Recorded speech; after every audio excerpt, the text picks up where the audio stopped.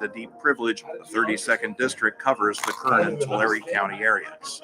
A wanted fugitive may be hiding in Tehachapi. That's according to the El Dorado County DA's office. 31-year-old Cole Alexander Williams is wanted on a felony warrant for selling cocaine. If anyone sees Williams, do not attempt to contact him, but call the Tehachapi Police Department immediately. The Bakersfield Christian High School freshman-sophomore girls volleyball team decided to forfeit a game to Ridgeville High on Tuesday. Outreach Director for the California Family Council, Sophia Laurie, says that they would be violating their religious beliefs and religious values if they forced their female athletes to play against a male. I'm Bill Robbins in the KERN newsroom with news every half hour or when it breaks on News Talk 96.1 and AM 1180 KERN. What do you think, this is the Army where you shoot them a mile away? You gotta get up close like this. Bing, you blow their brains all over your nice Ivy League suit. It's the Ralph Bailey Show on News Talk 96.1 and AM 1180 KERN. Now make sure you leave the house when you make the call. You understand me? You hear me? Call from an outside line. I mean it. Call in or text to 661-842-KERN. That's 661-842-5376. Listen live at KERNradio.com. Now, the host you've been waiting all day for. Live from the KERN studio, here's Ralph Bailey. Hi, everybody. And a very pleasant good afternoon to you, wherever you may be, however you may be listening, or however you may be viewing. For those subscribing on YouTube, it's the Ralph Bailey Show on a Friday, 26th day of September. Chris Berg is producing the broadcast. We've got a busy radio broadcast.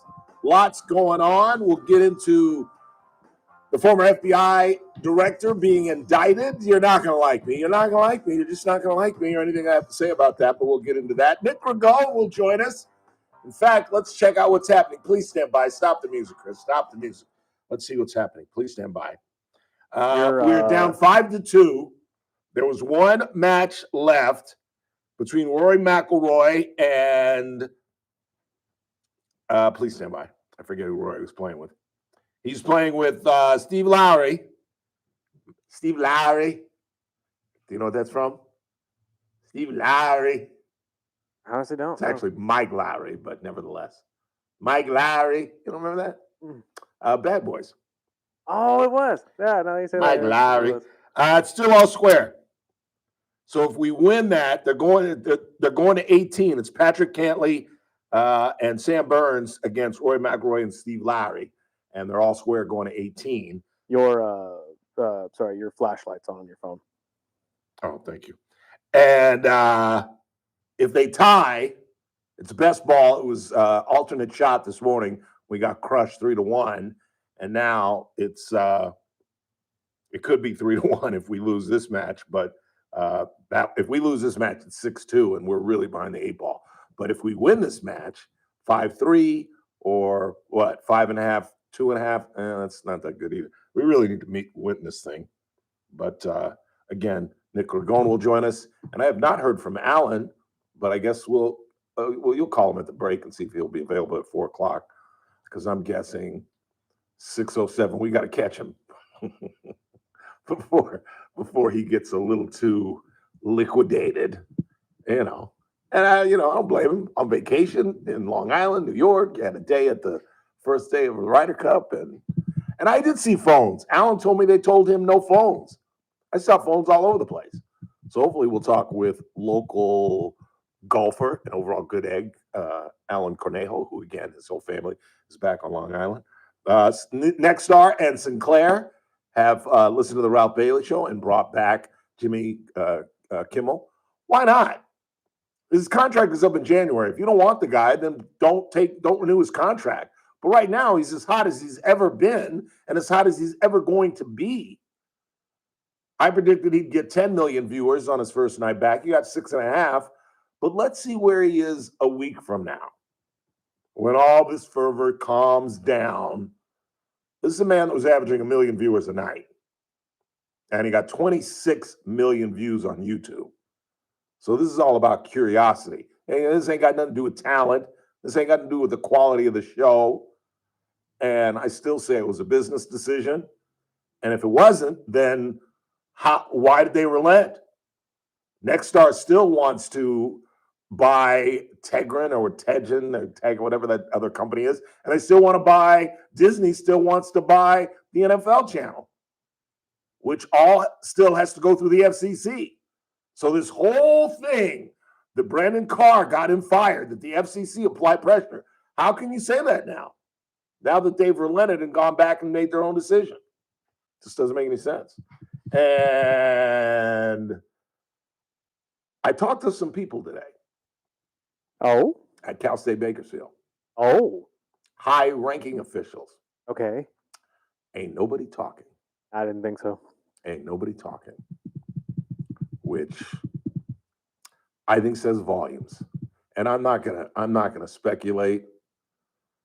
I have no idea why Coach Barnes would quit 6 weeks before the season begins. His son is on the staff. It's unclear whether or not he'll remain on the staff.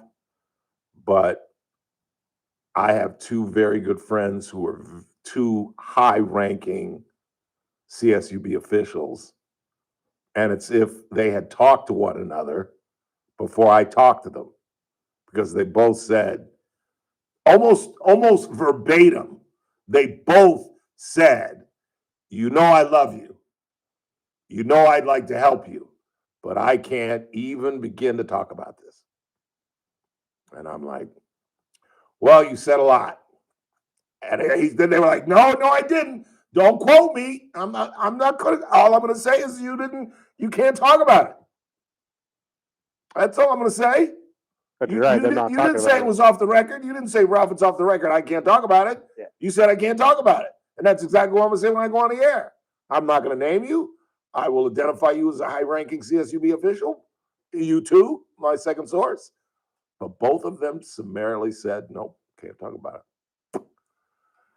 So we'll delve into that just a little bit. And Chris and I are going to take the New York Times quiz. And, I mulled this over because I talked to Matt Gwynn yesterday, the president of BCHS. I'm sure you probably know by now that they're kind of embroiled in a situation with Ridgeview High School, where Ridgeview High School has a biological male playing on their Frosh soft volleyball team. And Bakersfield Christian forfeited, as many schools are doing now. And I loved it. I encouraged them, but they don't want to talk about it. Nick Ragone. We must have lost. Can we do a little earlier, like 3:25? No. Hang on. We can do 3:15. We might have to do them after break. We can do through 3:25. I have a break at 3. We can have them on for 5 minutes. Yeah, I guess we'll do 3:15. So we're going to take a break and come back with Nick Ragone, apparently, if he answers my text message. But BCHS doesn't want to talk about it. They released a statement that I will read, and I'm just a little disappointed because this is a fight. This is a fight against ridiculousness. And I think schools and school districts, superintendents throughout the state of California have to stand up and state categorically this should not happen. A little disappointed, BCHS. They should have taken a stand, in my opinion. But I will read you their statement. And, of course, the big story of the day, Stan Ellis. Please stand by. All right. We'll do New Ragone in a couple of minutes. Stan Ellis stepping aside and then endorsing David Couch for that seat, which, of course, creates now a whole domino effect. There are talks of trying to avoid having the governor appoint that seat. I can't explain it because it wasn't explained to me, but all I can say is please stand by. I don't know what that meant. I asked someone, does that mean the governor will appoint it? And they said, we'll see about that. And I'm like, what does that mean? We'll see about that. So basically, I have a day full of really horrible sources. And I'm a really bad reporter. But we are on our way to Philadelphia, Pennsylvania, Be early, Mr. Nick Ragone. We're working the show around his schedule. What's that all about? Should have said no. You do 3:30, you don't come on. But we'll take a break and talk with Nick as we find out, because the match isn't even over yet. Let's give a little quick check, shall we?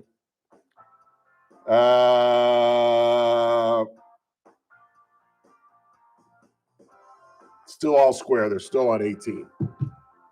Randy's got it on in Peacock. I'll go down the hall and see what's going on. When we come back, we'll talk with Nick Ragone. Then, hopefully at 4 o'clock, or maybe even earlier, maybe at 3:30, we'll try to get a hold of Alan Carnejo, local cat, whose great story, his daughter. Both of his daughters were great collegiate golfers, and one of them, a couple of years ago, applied to Beth Page to be a volunteer. And about 6 months ago, she got the letter saying, come to New York. So Alan took his whole family, and he was on the grounds today. So we hope to talk with him. We'll get into Jimmy Kimmel, what that means, Stan Ellis, and the situation at CSUB. And I've got a crazy story. A man killed his wife. Ladies, watch your weight after you have a baby. A man married for a year with a month-old baby whacked his wife because she wouldn't lose weight after she had the baby. And wait till you hear the details. It's pretty grisly. Quick timeout. We're just getting started. Nick Ragone joins us next. News Talk 96.1 and AM 1180 KERN. It's the JR Show. Well, the dominoes have begun to fall. Just got word that Stan Ellis, who took over the assembly seat in the state for Vince Fong, will not run for re-election. About 20 minutes later, announcing David Couch for assembly. That's right, the dominoes will tumble. Now, who's going to announce to take Supervisor Couch's seat? We shall see. The JR Show, weekdays at 2 p.m. Attention, Medicare beneficiaries here in Kern County. If you are eligible for Medicare and looking for a doctor who listens and cares about you with minimal wait times and prompt referral authorizations, it's time you learned about QualCare IPA.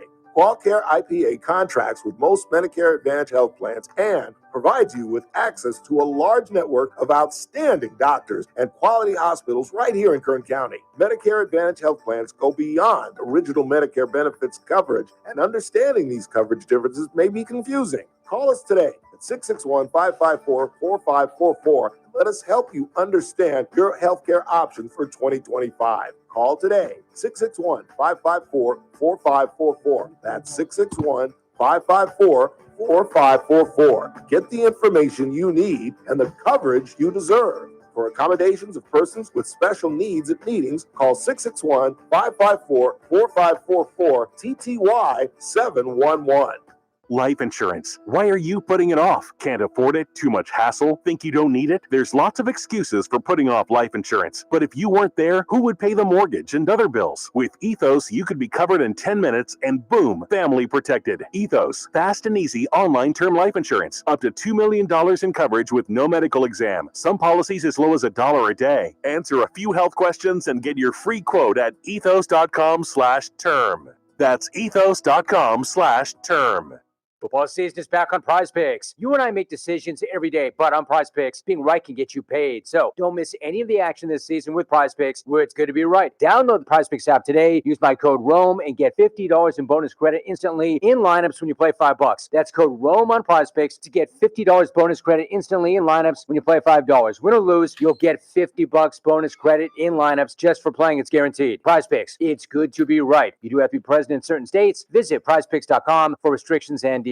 Stuck in a job that just isn't getting it done? Maybe it's time to go for IT. Whether you're just starting out, switching careers, or a military veteran ready for change, My Computer Career can help you launch a rewarding career in IT in months. No prior experience needed. Why spend years getting a traditional degree when your future in IT can start right now? Take the free career evaluation at mycomputercareer.edu today. Your most powerful upgrade? Your career. Go for it. Go for IT. Financial aid is available to those who qualify, including VA benefits. Hi, I'm Jason Hansen, a former CIA officer. In these uncertain times, with rising geopolitical tensions and skyrocketing inflation, protecting your financial future is crucial. That's why I trust Advantage Gold for all my precious metal investments. They're the only company I buy from, period. Call Advantage Gold now at 800-900-8000 for a 100% free gold guide to see exactly how gold can safeguard your wealth. Again, call 800-900-8000 today. Paid for by Advantage Gold. Performance may vary. Past performance is not indicative of future results. Always consult a financial and tax professional. I'm JR Flores. Catch my show,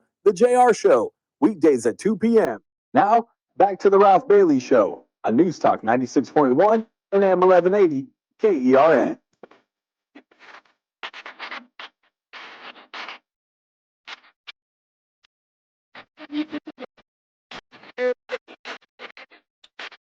Eight 5376 842 KERN. We got lots to do coming up. Hopefully, we're going to connect with Alan Corneo, who is on Long Island. Took his family to go back to see Beth Page Black and the Ryder Cup. His daughters, I just was saying, both of his daughters were collegiate golfers. And about 4 or 5 years ago, his daughter applied for a gig at Beth Page. And just 6 months ago, she got the letter saying, yep, come be a volunteer. So I hit up Alan, and his wife was listening just out of pure luck yesterday and gave us his number. So we hope to get a hold of him. And we'll get into Nexstar and Sinclair getting on board with Jimmy Kimmel, Stan Ellis stepping aside in the assembly, and David Couch taking his spot and being endorsed by Stan Ellis, and the whole Rod Barnes thing going on at CSUB. Get into that. But first, our good friend Nick Ragone joins us. The last match was halved, and it's 5.5 to 2.5 going into day 2. Mr. Ragone, who is the MVP today? Was it Tommy Fleetwood or John Rahm? It has to be Rahm. I think he's been the MVP of that team for the last couple Ryder Cups. I think Rahm and Fleetwood, but Rahm is still the anchor. You know, the live guys, Rahm and Terrell Hatton at least showed up well for the Euros. I think Bryson played well too. But I don't want to say I told you so, but if you roll back a tape, I pretty much predicted it'd be 3-1 in the morning. Right. And that the Euros would get off to a good start. I just feel like they're a deeper team.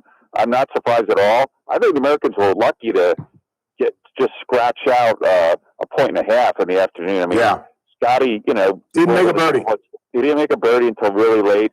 He looks uninspired. Scotty reminds you a little bit of Phil back in the day. Phil and Tiger never played well really in the Ryder Cup. Never. They're so good at what they do, and Scotty is so good. I don't think they could adjust to the environment and the format. And for whatever reason, I don't know what it is, the Euros just get up for this. They're more amped up. The crowd really wasn't into it. It was not a strange day for me. I kind of thought this was going to happen, sadly. Yeah. Even though the home team normally wins these things, in fact, the Americans have won the last 2 times they've been in the United States. They just like we were texting, and I looked at JJ Spawn, and I was like, he looks scared to death. And then he actually played that hole well, but then kind of lost it in the middle of the round. Yeah, Griffin looked overmatched too. Even Cam Burns did. And the Americans haven't won on European soil. I want to say since '95. But the Europeans have won on American soil. They won 4 times. Yeah, I mean, so they actually have a better road record than the Americans do. And if you remember Rory, after they won in Italy, at the presser, he said, "We're gonna win at that page." He really, really, really wants to get a road victory on the Ryder Cup on his resume to go along with his Grand Slam. And I think he'll, in some ways, it's kind of like having another thing on your resume to be able to say I have a road victory in the Ryder Cup. And so they just look. Now things could change. We're a long way away. But I think in singles, if the Americans are down going into singles, which is usually their strength, I just don't think it's a strength issue. I think the bottom of the American lineup is weaker. Very, very weak. A lot of first-timers. Yeah. And the whole European team are veterans. All of them.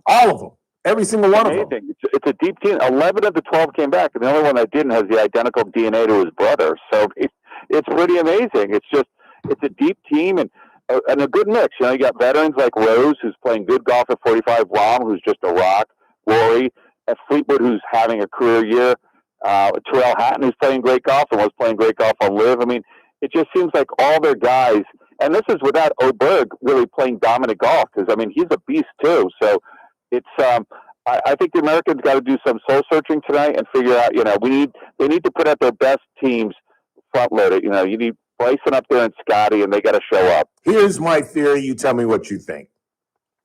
Back in the day, the European players played more on the European tour than these guys do today. And they spent more time in Europe than these guys do today. Most of the guys on the European team either live here 6 months out of the year or live here period. And they played these, and Beth Page doesn't get played that often, so they've played it just as often as the Americans. So it's really not a road victory for these guys. If you're living in Dallas and you're playing on the PGA Tour, just saying. What do you think? Yeah, I know 100%. I buy into that. Like, it's not. If you look at the Ryder Cup venues, they're typically not PGA Tour venues, so there's no advantage to like the Americans, even though most of the Euros played anyway.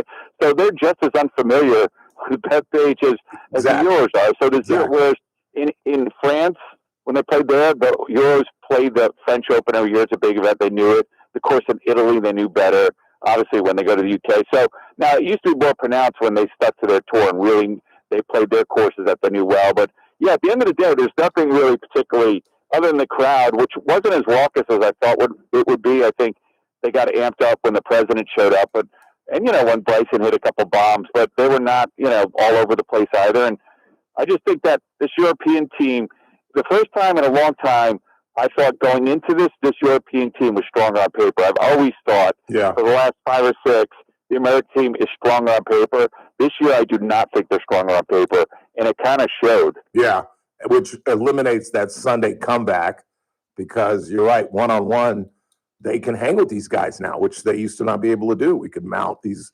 massive, the Ben Crenshaw turnaround was all based on Sunday. If you remember, back in the Crenshaw year, the European captain was criticized because they had 4 guys they didn't play at all.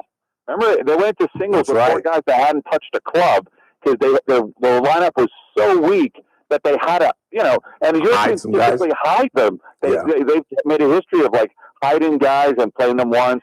And now I have a feeling you'll see that with the Americans. I don't know how much Griffin's going to play, or Spawn will play a few more matches, but some of these guys are going to be hidden. They're just not going to get a lot of playing time. Cam Young played good. I think JT bounced back and played well. I was surprised Sam Burns played so poorly. I think Scheffler played really poorly. Cantlay comes up. He has his moments. He played well. I was surprised that Schauffele sat. I don't know why. I mean, I didn't get that either. And Russell Henley is the oddest number 3 player in the world. Do you know that guy's number 3 in the world? No, I did not. I would have never guessed that. Number 3 in the world.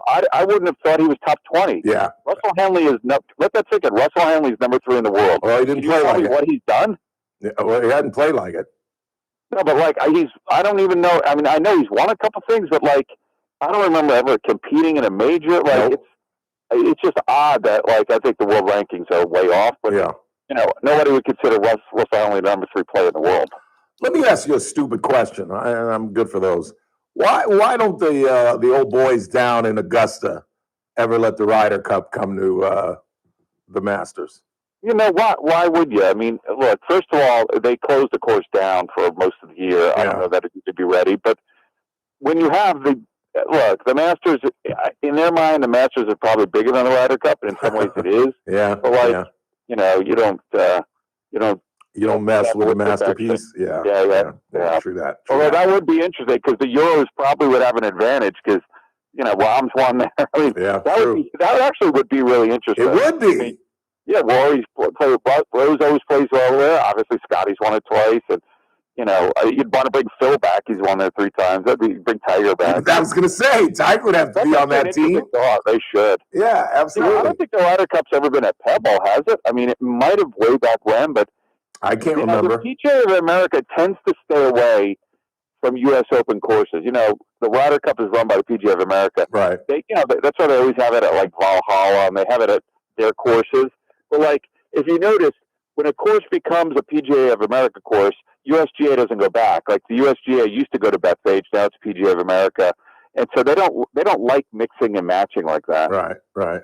I'm running out of time. That's why I wanted to do you at 3:30 because we could go as long as we want. I gotta go eat dinner though. My wife's gonna kill me if I I'm understand. late. Where are you going?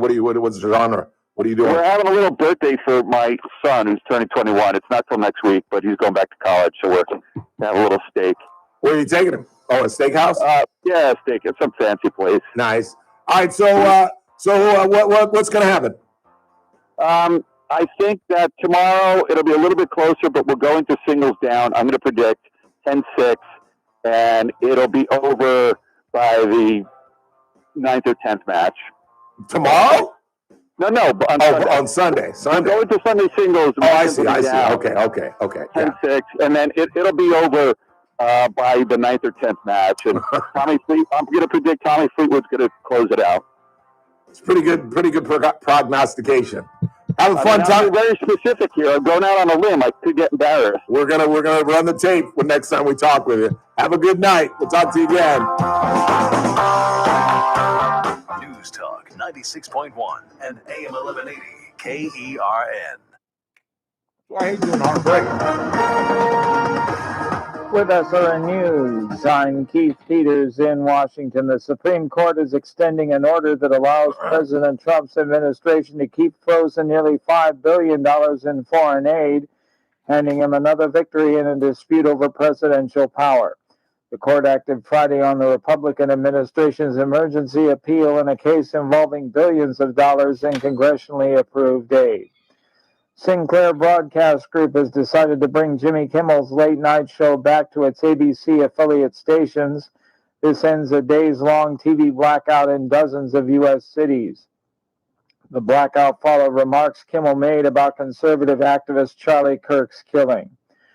On Wall Street, the Dow up by 300 points, the Nasdaq rose 99, the S&P advanced 39. This is SRN News. News Talk 96.1 and AM 1180 KERN. From the KERN Newsroom, your live and local news update on News Talk 96.1 and AM 1180 KERN. I'm Bill Robbins. Department of Homeland Security Secretary Kristi Noem is blasting Governor Gavin Newsom on her X account about a truck collision that left a 5-year-old Bakersfield girl with skull fractures and other injuries. In a press release on Thursday, the Department of Homeland Security stated that Newsom's DMV issued a commercial driver's license to Partap Singh, who is undocumented.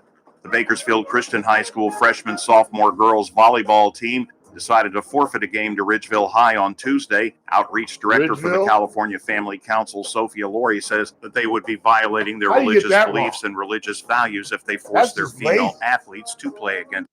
That's what I said too. I told JR earlier, we didn't even catch it until probably right before your show, but yeah, that's just lazy. He kind of just read it and then just wrote it. He didn't look back and just Ridgeville, really? I know he's not local, but still, this dude messes up far too often. What is on the mug? It's been bugging the crap out of me.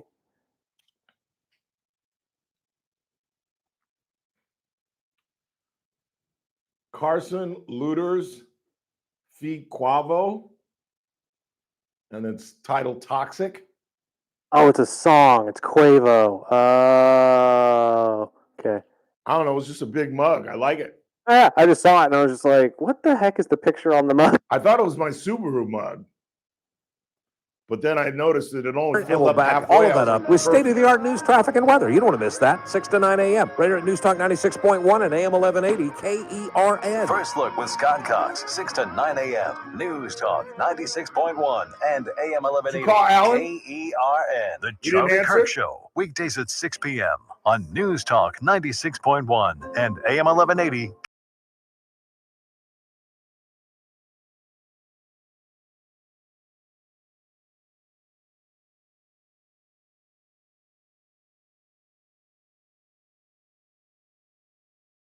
Again, you're not going to like my take on James Comey, and it is what it is. I'm no fan of James Comey, but I just really believe that I think it's clear this is about revenge. There's no way in the world they're going to get a conviction. Most of the pundits are saying it's not even going to go to trial. Comey is being indicted on obstruction charges and making false statements to a grand jury. To the Senate and Congress. The grand jury rejected a third count, but this has all been adjudicated. Unless there's new information the cat have, this thing won't even go to trial. Who leaked what? It's been adjudicated. It was probed by Donald Trump's own Attorney General, Bill Barr, which of course Donald Trump now thinks is a horrible human being, even though he hired him and he trusted him and he had him in his cabinet for years. That's the difference between 2016 and 2024. There were at least guardrails around Donald Trump and what he could do. Now, Trump has fired, much like Richard Nixon, anybody that opposes him, and this case is a classic example. The prosecutor, or U.S. attorney who was asked to prosecute this, quit, or was fired, excuse me. And he put in Lindsay Halligan, who was his personal attorney in New York. She's an insurance lawyer. She's never tried a federal case. And you think that that's the woman that's going to get the former FBI director? Now, if you're on the side of, well, they did it to Trump, so Trump's going to do it to them, there's an argument for that. Because what they did to Trump was wrong. Searching his house, going through Melania's drawers, like literally, not her underwear, well, possibly her underwear, but I mean drawers. I know I use the term drawers. It's a Southern term for underwear, but they might have gone through her underwear. They went through her closets. They went through her literal drawers. That wasn't necessary. And they basically wanted to make his life miserable. From the Attorney General of New York, who's next, by the way, to the DA, to Comey, they all wanted to make him miserable. And they all wanted to investigate Trump and his relationship with Russia. And they all got ahead of themselves just knowing that they were going to catch this guy. And it was all based on a lot of stuff that went wrong. I'm willing to admit that. But you got to understand the pendulum swings. And is this where we are? Is this where we're headed throughout the early part of the 21st century? That it just depends on who's in the White House, who's going to get investigated, and who's going to have to be indicted, and who's going to have to defend themselves? It's just going to go back and forth. What do you think the next Democrat's going to do? God forbid, what happens if Gavin Newsom becomes president of the United States? What the hell do you think he's going to do? He's going to go after Trump. Trump will be his first target. And then they'll go after Pam Bondi, and they'll find something on Kash Patel, and this has to end. We've got to have some sense of separating the Department of Justice and the White House. Now, again, I'm not naive. I don't think there's ever been a time when the DOJ does not jump when the president asks. Hell, in 1961, we inaugurated a president whose attorney general was his younger brother. Okay? So what? You think there was a separation between the White House, between John Kennedy and the White House and Robert Kennedy and the Department of Justice? Really? Come on. Robert Kennedy was his brother's greatest defender, that kept him out of trouble when he was in Congress, kept him out of trouble during World War II when he was shacking up with a spy. It was Bobby Kennedy that played the hatchet man that covered that all up. That's why I think Bobby Kennedy killed Marilyn Monroe. Seen 2 days and a day and a half leaving her Brentwood home the day before I was born and the day after she was killed. So there's always been, you don't think Eric Holder wasn't at the beck and call of Barack Obama? This is common. But to openly say, and you got to give the guy credit, because he campaigned on this, I'm going to get you. I am going to get you. And he named them. Mr. Comey, I'm going to get you. Queen Latifah, I'm going to get you. Mr. Adams, I'm going to get you. I'm going to get all of y'all. And we elected him. So there's really not much to complain about. You can't really say, well, this is unprecedented. I've never heard of this. Where did this come from? He ran on it. He told you he was going to do that. And he beat the crap out of Kamala Harris, despite what she says. By the way, in terms of Kamala Harris's election being the closest, the pundits now agree with us, Chris. It was, okay, let's say Mario's right. Let's throw out Gore, Bush. 16 was closer, 20 was closer, and there was one more that was closer. I think it was 24. No, I'm sorry. No, it was 24. It was 16, 20, and 12. And 12? I think it was 12. No, 8. Or was it 24? No, 12, that was Mitt Romney. He took out Romney. Might have been McCain.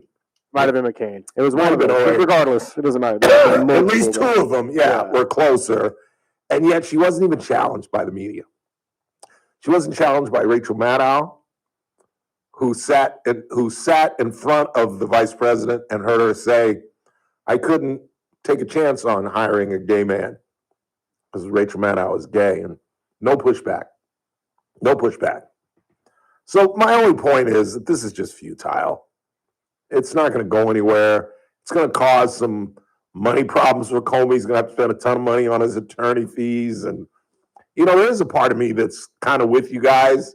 Like, what's good for the goose is good, it's that kind of thing. But it's not going to go anywhere. Don't think that James Comey's going to jail. That ain't happening. And this is all, if you really want to know what the case is about, it's about Andy McCabe was an assistant to James Comey. He confessed to be the leaker. So there's count one, gone. He's confessed that. The testimony that is in question is whether or not James Comey authorized Andy McCabe to go to the media. There is some question as to how that conversation went when McCabe, who has confessed, said he went to James Comey. McCabe claims, I went to the FBI director, I told him that I leaked it, and he kind of went, well, what are you going to do? Comey insists, I said this was bad, you've made a horrendous mistake, and in fact, there are notes in a following meeting with his staff that basically said, we've got to shore up our leaks. This is damaging the Department of Justice. We can't have this. That's what this whole case is based on. Bondi didn't want to do this. There are folks in the DOJ didn't want to do this. But do you really honestly think, just take off your MAGA hat for a second, please. Do you really think, let's assume, just suspend your belief for a second. Let's assume that deep in her heart, Pam Bondi is on the Bailey train and doesn't think there's any way in hell she's going to get a conviction of James Comey and didn't really want to prosecute this in the first place because it's been adjudicated. The Inspector General, Bill Barr. Do you really honestly think Pam Bondi was going to say no to Donald Trump? Do you really think she was going to say, there's no there, Mr. President? She would be on Fox and Friends this weekend if she said no. That's the reality. And I'm sorry, there is a part of me that is frightened by that. That there are no guardrails on the president as there were in 2016. That's why he went through that cabinet firing people left and right. Really good people. I'm a huge Bill Barr fan. I'm sorry. I'm a huge fan of a lot of people that Donald Trump just dismissed. I'm a huge Mike Pence fan. I'm proud of what Mike Pence did in 2020 with the people calling for him to be hanged and the president watching television while his vice president, literally with his children and wife, was running for his life, literally running for his life out of the Senate chambers. So I'm a huge fan of a lot of that cabinet. These clowns do nothing but shove their heads so far up Donald Trump's behind that they'll do anything he says. And now I saw, and I didn't really read it because I didn't want to get into it because I got too much show today, but Tulsi Gabbard is now involved in some shenanigans. I'm telling you, whether you like it or not, and I think the really smart people that even don't like me or don't like when I bag on Trump, you got to admit that this cabinet is a joke. Pete Hegseth is having some 800-person meeting of all the generals at the Pentagon. It's unprecedented. Nobody's ever done it. Our Fox and Friends weekend anchor is going to have all the generals in front of him, and he's going to talk down to these guys. Kash Patel is now, did you hear this too? There's a new Charlie Kirk theory. Have you seen this? I sent you one of the audios. I don't know if I'm going to play that. Yeah, it's pretty damn long. Oh, it's 30 minutes? Yeah, it's a 30-minute long. Oh, I cut it out. That's why he was so goofy. I did get a chance to actually watch it, though. You watched the whole damn thing? Not the whole thing, but I the didn't watch vast majority of it. Yeah, I got about 10 minutes in, and I'm like, okay, I can't take this guy anymore. There is a theory that Kash Patel, and I have not read yet or not whether he's officially signed off on this, but they're saying that Charlie Kirk got shot from behind. Now, I don't understand how in the world. I've only seen the video once, and I'm not going to examine it, but they're all, initially they said that there were people giving signals, this and that, and I'm like, you don't stand behind Martin Luther King on April 4th, 1968.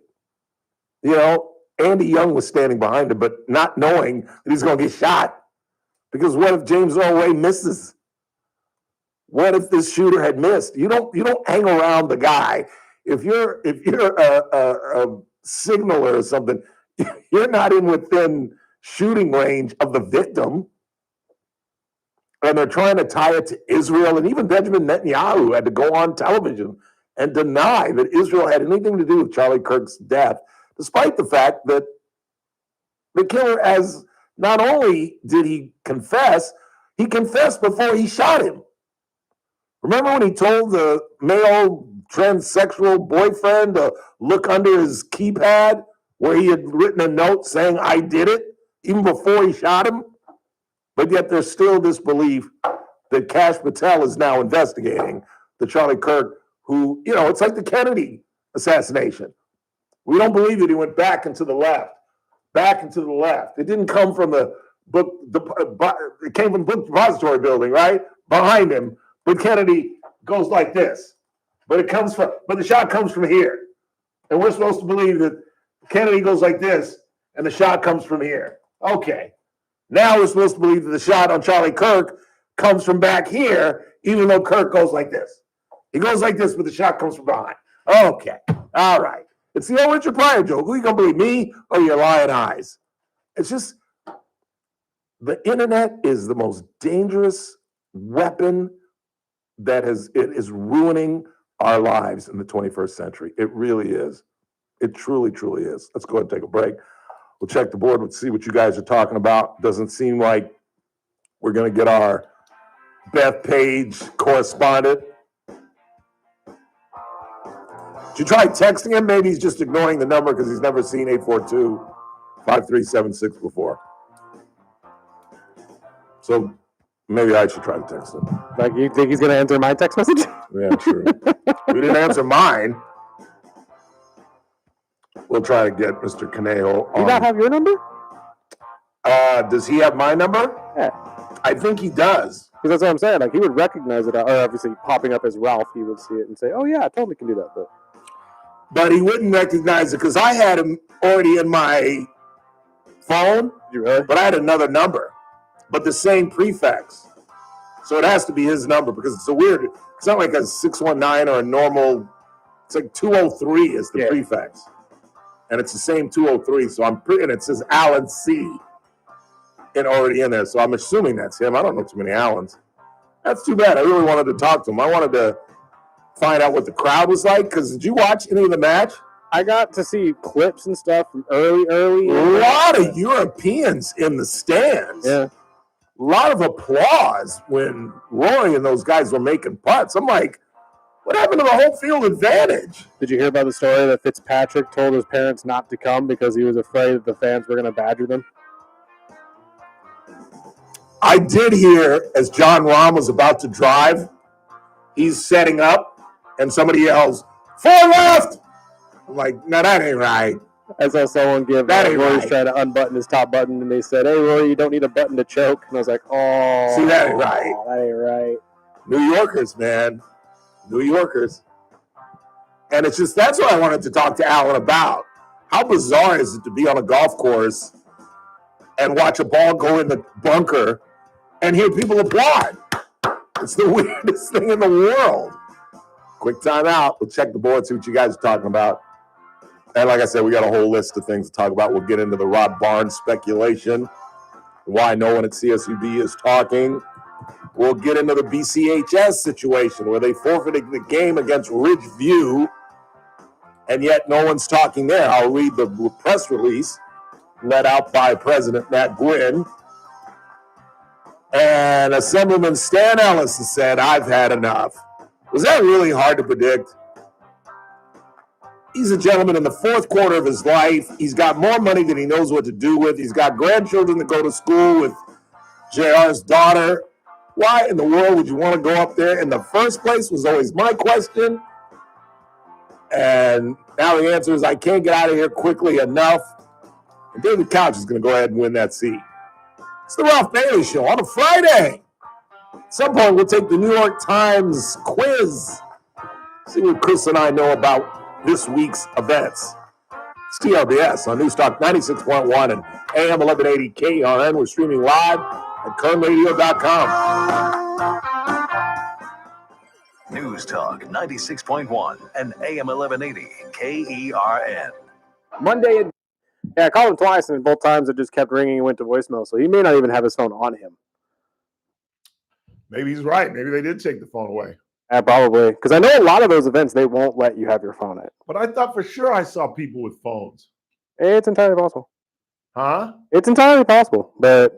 They snuck them in or something? Oh, yeah, but if they see him with them out, obviously they're going to snuff that out. Sorry. But I'll try them again at 4 and see if we can't, but... And just to make sure I typed down the number right, but 8015, right? What do you have? 8015 was the last 4. No, 8065. 65. Yeah. Ah, okay. Give me one Try second. that. 203. Ooh, shoot. It doesn't matter. I mean, we.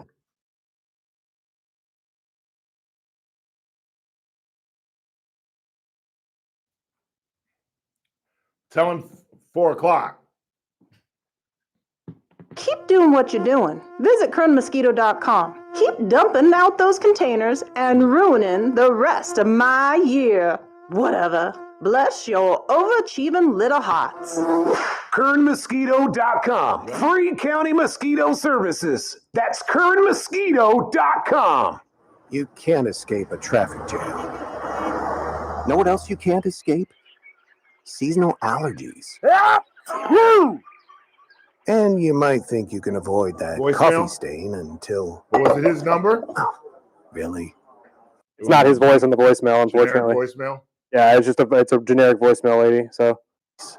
Prediabetes captures one... I don't know a lot of people that actually set up their voicemail box anymore. Zucchini and Arie are the only ones I know. Really? You still have their voice on the voicemail? Well, Mike does because of his business. Oh, that's fair. And Zucchini uses his phone for business, too.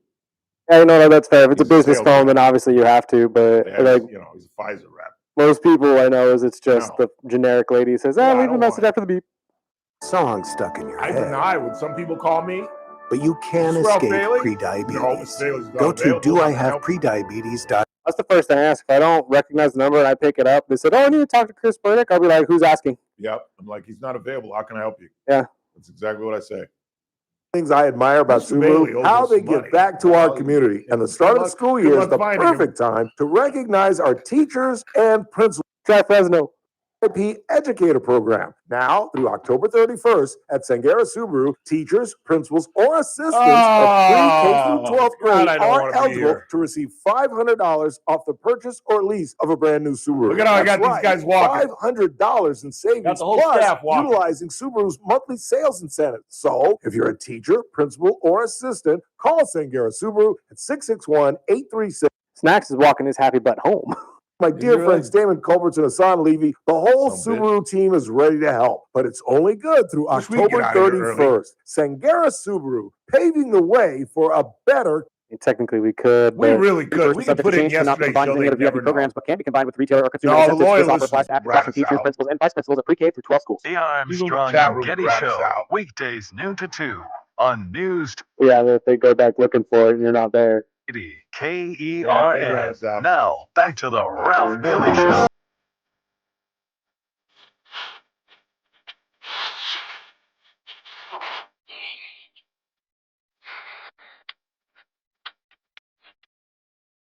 The Ohio players.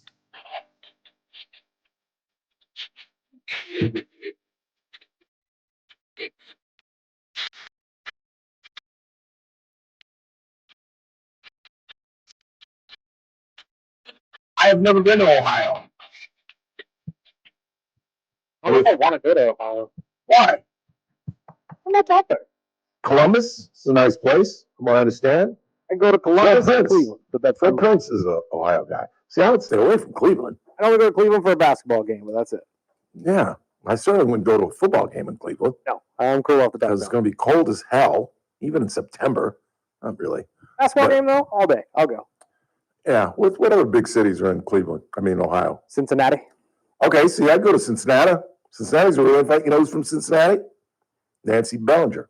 Oh, that's right. She's from me. I forgot about that. She told me that once. I'd go to Cincinnati. I almost went to Ohio. I got an internship in Chillicothe. And fortunately got an internship in Miami, which didn't work out. And I ended up in Hilton Head, which ended up being, as I've talked about many, many times, one of the best summers of my life. Got to spend the week, my weekdays in Hilton Head, covering Hilton Head Island, which is one of the great resort areas. If you've never been down to Hilton Head, you really should go down there. The Clintons made it really popular in the 90s, and then it kind of backed off a little bit. It's just a golf haven. There must be, I'm willing to bet there are 30 golf courses on Hilton Head Island. Please stand by. Hey Siri, how many golf courses are on Hilton Head Island? There are 26. 26. That's pretty damn close. 26, including Sea Pines Plantation, Hobbytown Golf Links, where the RBC Heritage is played. I played that course 3 times where we used to stay when Pop finally started making some dough in his mid-30s. Because we go, as I told you, my mom's side of the family is from Savannah, which is west, and Beaufort, where my dad's side of the family is just east of that, right on the border of Georgia and South Carolina, where they kind of combine. And instead of the big fights that we used to have, we spent 3 days in Savannah, and we'd spend 3 days in Beaufort. And my mother hated it because the kids always preferred Beaufort because my grandmother on my mother's side lived in this neighborhood that was just old folks. It wasn't an old folks home. It just happened to be a neighborhood where it was just old folks. So there were no kids to play with. And we ended up, hanging out in my grandmother's backyard. But my dad's mom, her next door neighbor had a bunch of kids and a bunch of grandkids that lived with her. So it was like playtime for us. And my mother always thought it was like we preferred my dad's mom over her mom. And it was always, I told you the story when I had the baseball game and I had to stay for the championship on a Saturday and we were supposed to fly out on Friday.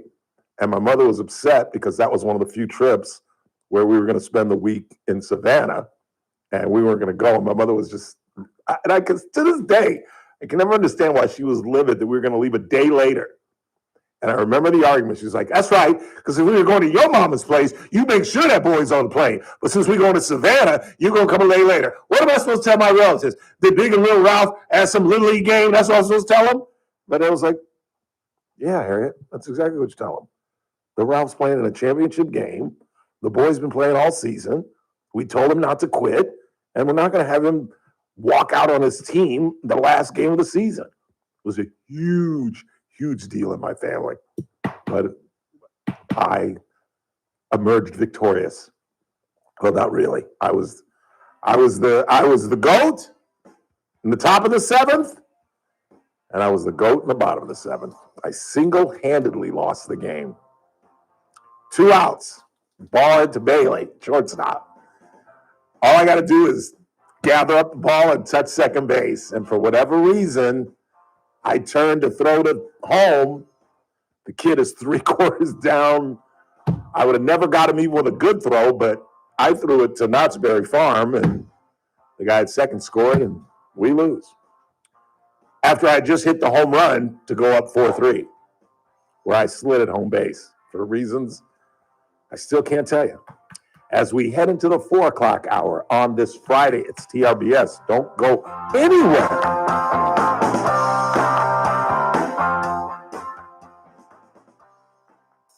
This is AM 1180 KERN Green Acres. This is 96.1 FM Bakersfield. Online at KERNradio.com. News this hour from Town Hall. I'm Keith Peters in Washington. Sinclair Broadcast Group on Friday said it's returning Jimmy Kimmel Live to its ABC stations, ending its preemption of the late-night show over remarks Kimmel made in response to the shooting death of Charlie Kirk. Sinclair said in a Friday statement, the show will air on its ABC affiliates tonight. The statement read, quote, "Our objective throughout this process has been to ensure that programming remains accurate and engaging for the widest possible audience.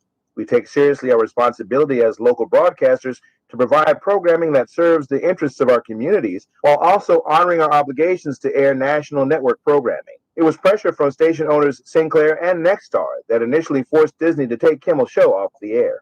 Bernie Bennett reporting.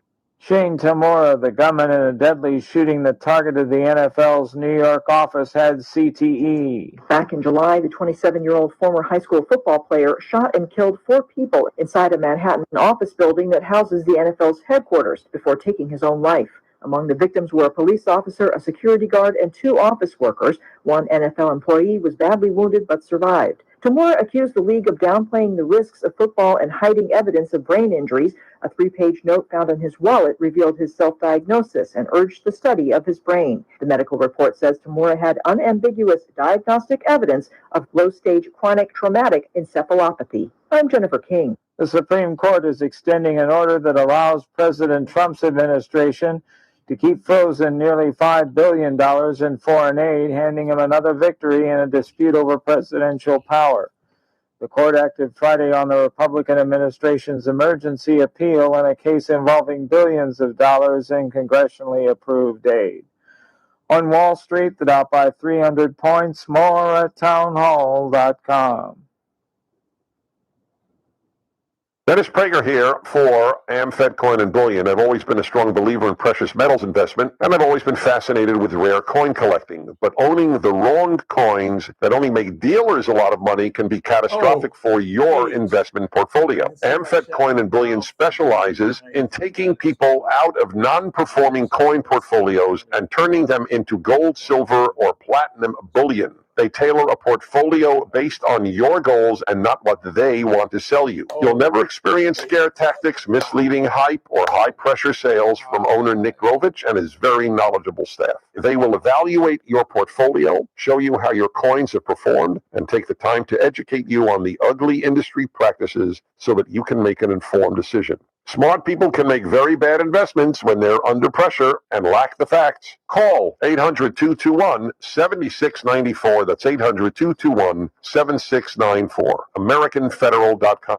From the KERN Newsroom, your live and local news update on News Talk 96.1 and AM 1180 KERN. I'm Bill Robbins. Department of Homeland Security Secretary Kristi Noem is blasting Governor Gavin Newsom on her X account about a truck collision that left a 5-year-old Bakersfield girl with skull fractures and other injuries. Delilah Coleman was riding with her mother's ex when they ended up in a 6-vehicle wreck in San Bernardino County last year. Delilah had to be airlifted to the hospital. Doctors say she had a fractured skull, broken leg, and other injuries. Press release on Thursday, the Department of Homeland Security stated that Newsom's DMV issued a commercial driver's license to Partap Singh, who is undocumented. California District 32 Assemblyman. But I am going to, I can't remember what it's called tomorrow. Focus to business. In a statement, Ellis said that representing a district made up of What are you talking about? What am I going to tomorrow? That dinner thing that what's her name told you about? 11:30 in the morning. Here, hang on, I'll tell you right now. Also, you got Brandon Lang. Oh my God, I forgot. It covers the Kern and Tulare County areas. A wanted I'm fugitive may going be to hiding into Hatchby. That's Oktoberfest. according to the El Dorado County DA's office. 31-year-old Cole. That's It literally right. says, don't forget to wear your lederhosen. I don't wear no damn lederhosen. Shorts and like overall thingy. Immediately, the Bakersfield Christian High School freshman sophomore girls volleyball team decided to forfeit a game to Ridgeville High on Tuesday. Outreach director for the California Family Council, Sophia Roy, says that they would be violating their religious beliefs and religious values if they forced their female athletes to play against a male. I'm Bill Robbins in the KERN newsroom with news every half hour or when it breaks on News Talk 96.1 and AM 1180 KERN. What do you think? This is the Army where you shoot them a mile away? You gotta get up close like this. Bada bing! You blow their brains all over your nice Ivy League suit. It's the Ralph Bailey Show on News Talk 96.1 and AM 1180 KERN. Now make sure you leave the house when you make the call. You understand me? You hear me? Call from an outside line. I mean it. Call in or text to 661-842-KERN. That's 661-842-5376. Listen live at KERNradio.com. Now, the host you've been waiting all day for. Live from the KERN studio, here's Ralph Bailey. Hour 2 of the broadcast on this Friday, 26th day of September. There's still lots to do. We'll get into the Jimmy Kimmel nonsense. Nexstar and Sinclair got him back on the air, meeting folks in Seattle and Washington, D.C., Nashville. Many of the ABC affiliates will get to see Mr. Kimmel tonight. Assemblyman Stan Ellis is not running for re-election. He has already endorsed Supervisor David Couch, who gets termed out in 2028, which means Gavin Newsom will most likely appoint that supervisorial seat. So we can expect another Latino to join Leticia Perez on our Board of Supervisors. You think maybe he goes black? Nah, he goes Latino. He goes totally Latino. And Rod Barnes is stepping aside as the CSUB basketball coach. CSUB officials and my sources aren't talking, which in my opinion says a lot, as Kevin Mays, who was part of the Barnes program in his 14 years, facing pornography charges, child pornography charges, and trafficking and methamphetamine possession and all kind of nonsense. And whether or not his son, no, not Kevin Mays' son, Coach Barnes' son, who is on staff at CSUB, is going to remain, is yet to be seen because, again, nobody at CSUB is talking. I love you, Ralph. I'd love to help you out, but I can't talk about this. I was like, what? You always help a brother out.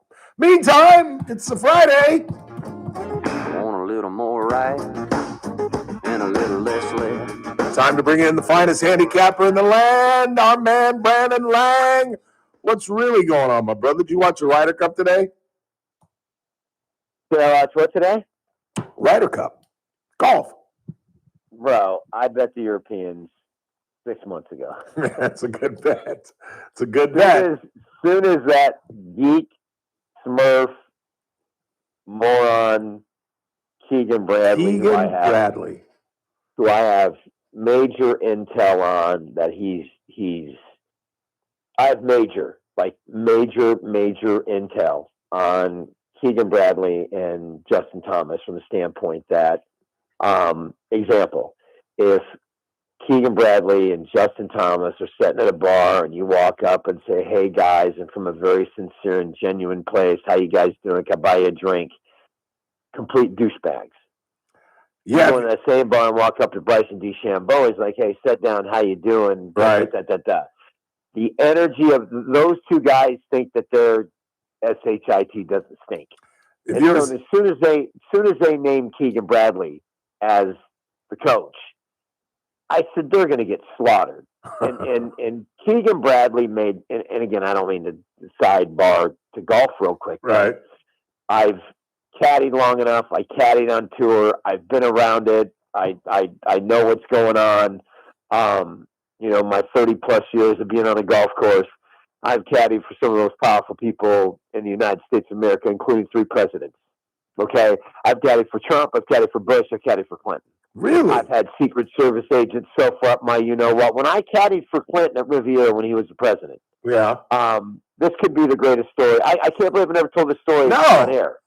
So when you I never was even at told me Riv, privately. well, it was at Riv. I networked the movie deal there. Yeah. I still caddying there. Dan was writing the script, and that morning Clinton shows up, and Bert Ford, who was an older African American caddy who took the bus into Riv, he stayed the night at the Caddy Shack. So when I showed up, I said, Bert, did the Secret Service sweep the Caddy Shack? He says, no, Cap, I've been here all morning, Cap. I'm like, wow. I never filled out a job application, never did anything. I was just hired at Riviera, no background check, no nothing. So not only did the Secret Service not sweep the Caddy Shack at Riviera Country Club, they didn't pre-assign caddies. So I'm just sitting down at the Caddy Shack with Jose Luis, and the phone rings, goes, Brandon, you Jose Luis got the president, come on up. Now, the first tee at Riviera is elevated par 5. You gotta walk past the cart barn and walk up a steep cart path to get to the first tee. Now, many folks I here have done walk it. up to the first tee. I turn the corner. There's got to be 40 Secret Service all on the first tee. Now, as I was walking up to the first tee, there's Secret Service guys going by me in bulletproof vests, assault scope rifles, 2 in a cart. Bam, bam, bam, bam. Had to be like 12 carts that went by me. I'm like, damn. I get up the first tee. I turn the corner. I see Clinton. And I make a beeline. I'm in my white jumpsuit, got my strap sand bottle, my towel. I make a beeline for the President of the United States of America, and nobody stops me. No background check, no application. Nobody stops me. I walk right up to the President of the United States. I extend my hand with 40 Secret Service standing around and go, hey, Mr. President, I'm Brandon. I'll be your caddy today. Let's have a good day. In that Arkansas accent, he says, I'll try, Brandon. I'll try. I grabbed his putter. I grabbed his brother's putter, and I turned and walked down the first fairway to go for caddy as they were teeing off. And I said to myself as I was walking down to the first fairway, I said, how easy would that have been for me to have taken a job at Riv, wait. How many years I have to wait? Game over. They didn't even frisk you. Nothing. So on the first green on my daughter's life, those carts that went by me, so you had 2 Secret Service on the first fairway, 2 on the first green, 2 on the 2 tee box, 2 on the 2 fairway, 2 on the 2 green, 2 on the 3 tee box, 2 on the 3 fairway, 2 on the 3 green, 4 on the 4 tee box, and 4 on the 4 fairway. And every time he moved a station, the same 2 guys moved a station. Right. So whatever 2 Secret Service guys were out in the first fairway, they were going to be out in the first fairway, and as we it was going to be the same guys, second fairway, third fairway, fourth. It'd be the same 2 guys all round long. And so I'm on my daughter's life. I'm on the first green, and I hadn't really been close to him. Yeah. Like Mr. President got about 149 yards, a little wind coming across play 155. I would walk away. On the first green, when he finally had his par putt, and I got down as close to him as I had ever been, there was a red dot on my heart. Really? And that was the sniper, wherever he was, that every time I got close to him, and I looked down, on my daughter's life, I said, Mr. President, can we do something over this red? I was whispering in his ear what the read was. I said, it's inside left firm. I said, by the way, Mr. President, it's just me and him. 20 feet from the hole. I go, Mr. President, can we do something about this red dot on my chest? 'Cause if I misread this green, I don't want to die, and if I do, can I give you my mother's phone number? Can you tell her I went out just on a good note? And he started laughing. I swear, my daughter's life. He started laughing. He goes, "You'll be okay, Brandon. You'll be okay." I said, "Thank you, Mr. President. Let's play this inside left room." I walked away, and as I was walking away to start to walk to the 2T, I was like, "Oh my God, I am caddying for the President of the United States." Now, I should come on air with you on a non-football day and tell the whole story of the whole round because it was effing epic. The bottom line is those same two Secret Service guys had glasses on like Top Gun, no expression whatsoever, and wouldn't say a word. So I would get out to the fairway to four caddy. I mean, what's up, boys? Kind of weird duty, right? You got to follow this guy, and he really is not that great a player. So I would say stuff like, "Hey, this guy can't play dead in the Western. You guys got to watch this. Every time he plays golf, you got to watch this. Oh my God, you guys get liquored up? Can you drink while you're out here on the golf course? I'll get you airstrike. What are you guys drinking?" They didn't make a peep. So as each hole went, 2 fairway, 3 fairway, 4-way, I basically said, "I'm gonna break these guys." And to make a long story short, I finally did on the 15th hole when they said, "What's your social security number?" I said, "Why? Put me to Turkish prison." "No way, guys, ain't happening." On the 17th hole, they said, "What's your story, man? We've had this duty for 3 years. No caddies ever had the balls to talk to us. What's your story?" I said, "I got a little movie in the works, but I can't tell you. If I tell you, I have to kill you." They both started laughing. On the 18th fairway, they said, "Where's a good sushi place?" I go, "You on the west side or in the valley?" In the valley, it's Sushi Sugarfish by Nozawa. If you're on the west side, it's Marina Del Rey. Sasabuni. I said Sasabuni. This is again late 90s. I said Sasabuni. You guys, either one, you guys be okay. Appreciate it. We got finished. They both gave me their business card, which I still have to this day, and they said, "Bro, you're unbelievable. You ever come to DC, look us up. We'd love to show you around." And as life would have it, I don't have many regrets, but that is one of them, to not have hopped on a plane 6 months later and spent a weekend with 2 Secret Service guys. No kidding. What is wrong with my daughter's life? It was one of the most epic days of my life. And the great thing about it was I went home, stopped at El Pollo Loco Chicken. I'm standing in line to get my El Pollo Loco Chicken, and Angelina Jolie on my daughter's life, this is late 90s, sitting right in front of me, looked like she's on a 7-day drug bin. Greasy hair, hadn't showered. It was just started with the president, ended up Angelina Jolie at El Pollo Chicken. What a day for B-Lang. That's a pretty good day. That's a pretty good day. That's a pretty good day. And even now at 62 years old, I think back on it, and Bush was funny. Bush is relaxed and great time, and Don, you want me to take the ball out the bunker? Yeah, I'll take it out the bunker. Okay, I got it out the bunker, Don. Yeah, that's what I wanted to ask you. Which one of them? Because I heard Clinton used to cheat. I heard Clinton used to pick up like 8-foot putts. That's good. Well, Clinton's 3-ball Billy.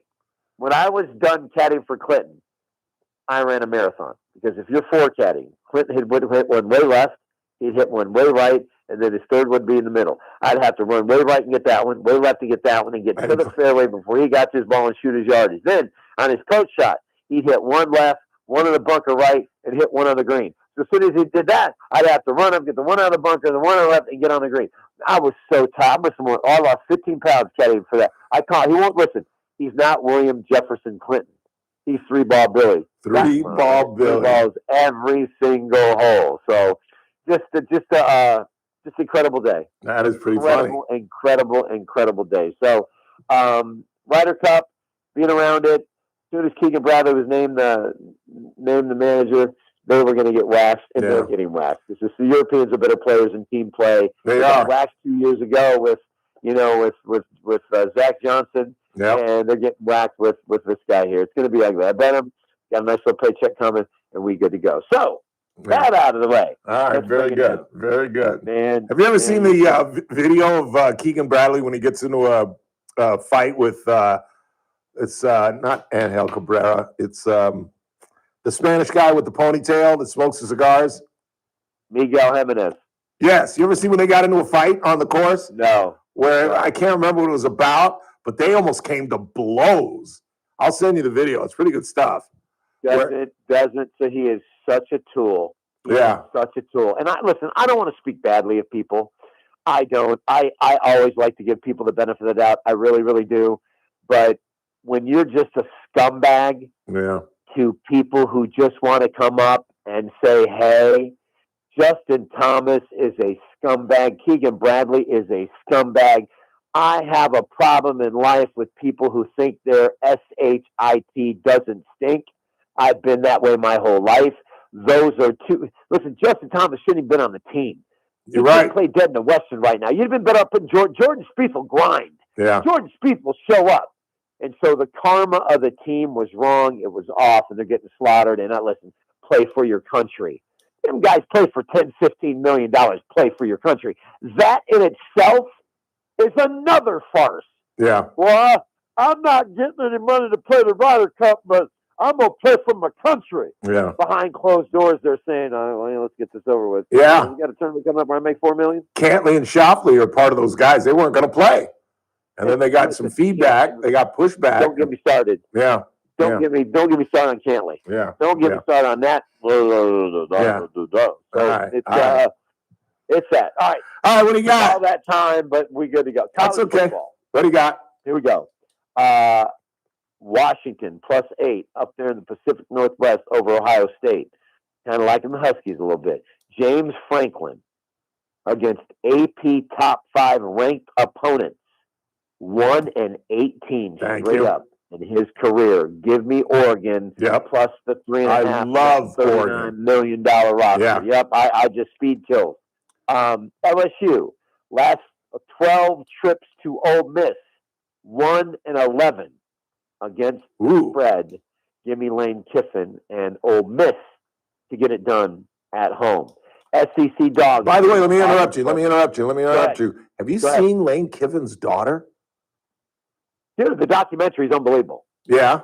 I haven't seen the documentary, but I saw it. It's on ESPN. It's on ESPN E60. It's the 23 Faces or whatever, Lane Kiffin. Unbelievable. Who's she dating? He has gotten a raw deal. Who's she dating? Married. Who's she dating? She's dating Whit Weeks, the linebacker from LSU. Yeah, that's who she's dating. Yeah. That's why he's saying take the over this week. He got a raw deal. He took the job at USC. And then they get the Reggie Bush suspension for 2 years. Yeah. He has 2 winning seasons. They get off to a slow start, and the brass above him fire him mid-season. Then Saban hires him at Alabama. He goes there, has a successful year. And Al never liked him. Al Davis never liked him. Goes down to Al Davis set him up to fail. Yeah. That's the bit. He said to Al Davis, he said, we need to take Calvin Johnson. Give me Calvin Johnson. That's all I'm asking you. He takes Jamarcus Russell, who couldn't spell spot if you gave him the SPO. The purple drink. On the Wonderlic test. The purple drink. Yeah. He's down in Mississippi drinking that purple drink. Oh, he looked like Fat Albert. Yeah. Oh, give me another chicken wing. I'm good to go. He was set up to fail with the Raiders because Al Davis didn't listen to him and drafted Jamarcus Russell. He set up to fail at Ole Miss. I'm sorry, at USC. Yep. He's a hell of a football player. He is. Watch the doc. He is. The doc is really, really good.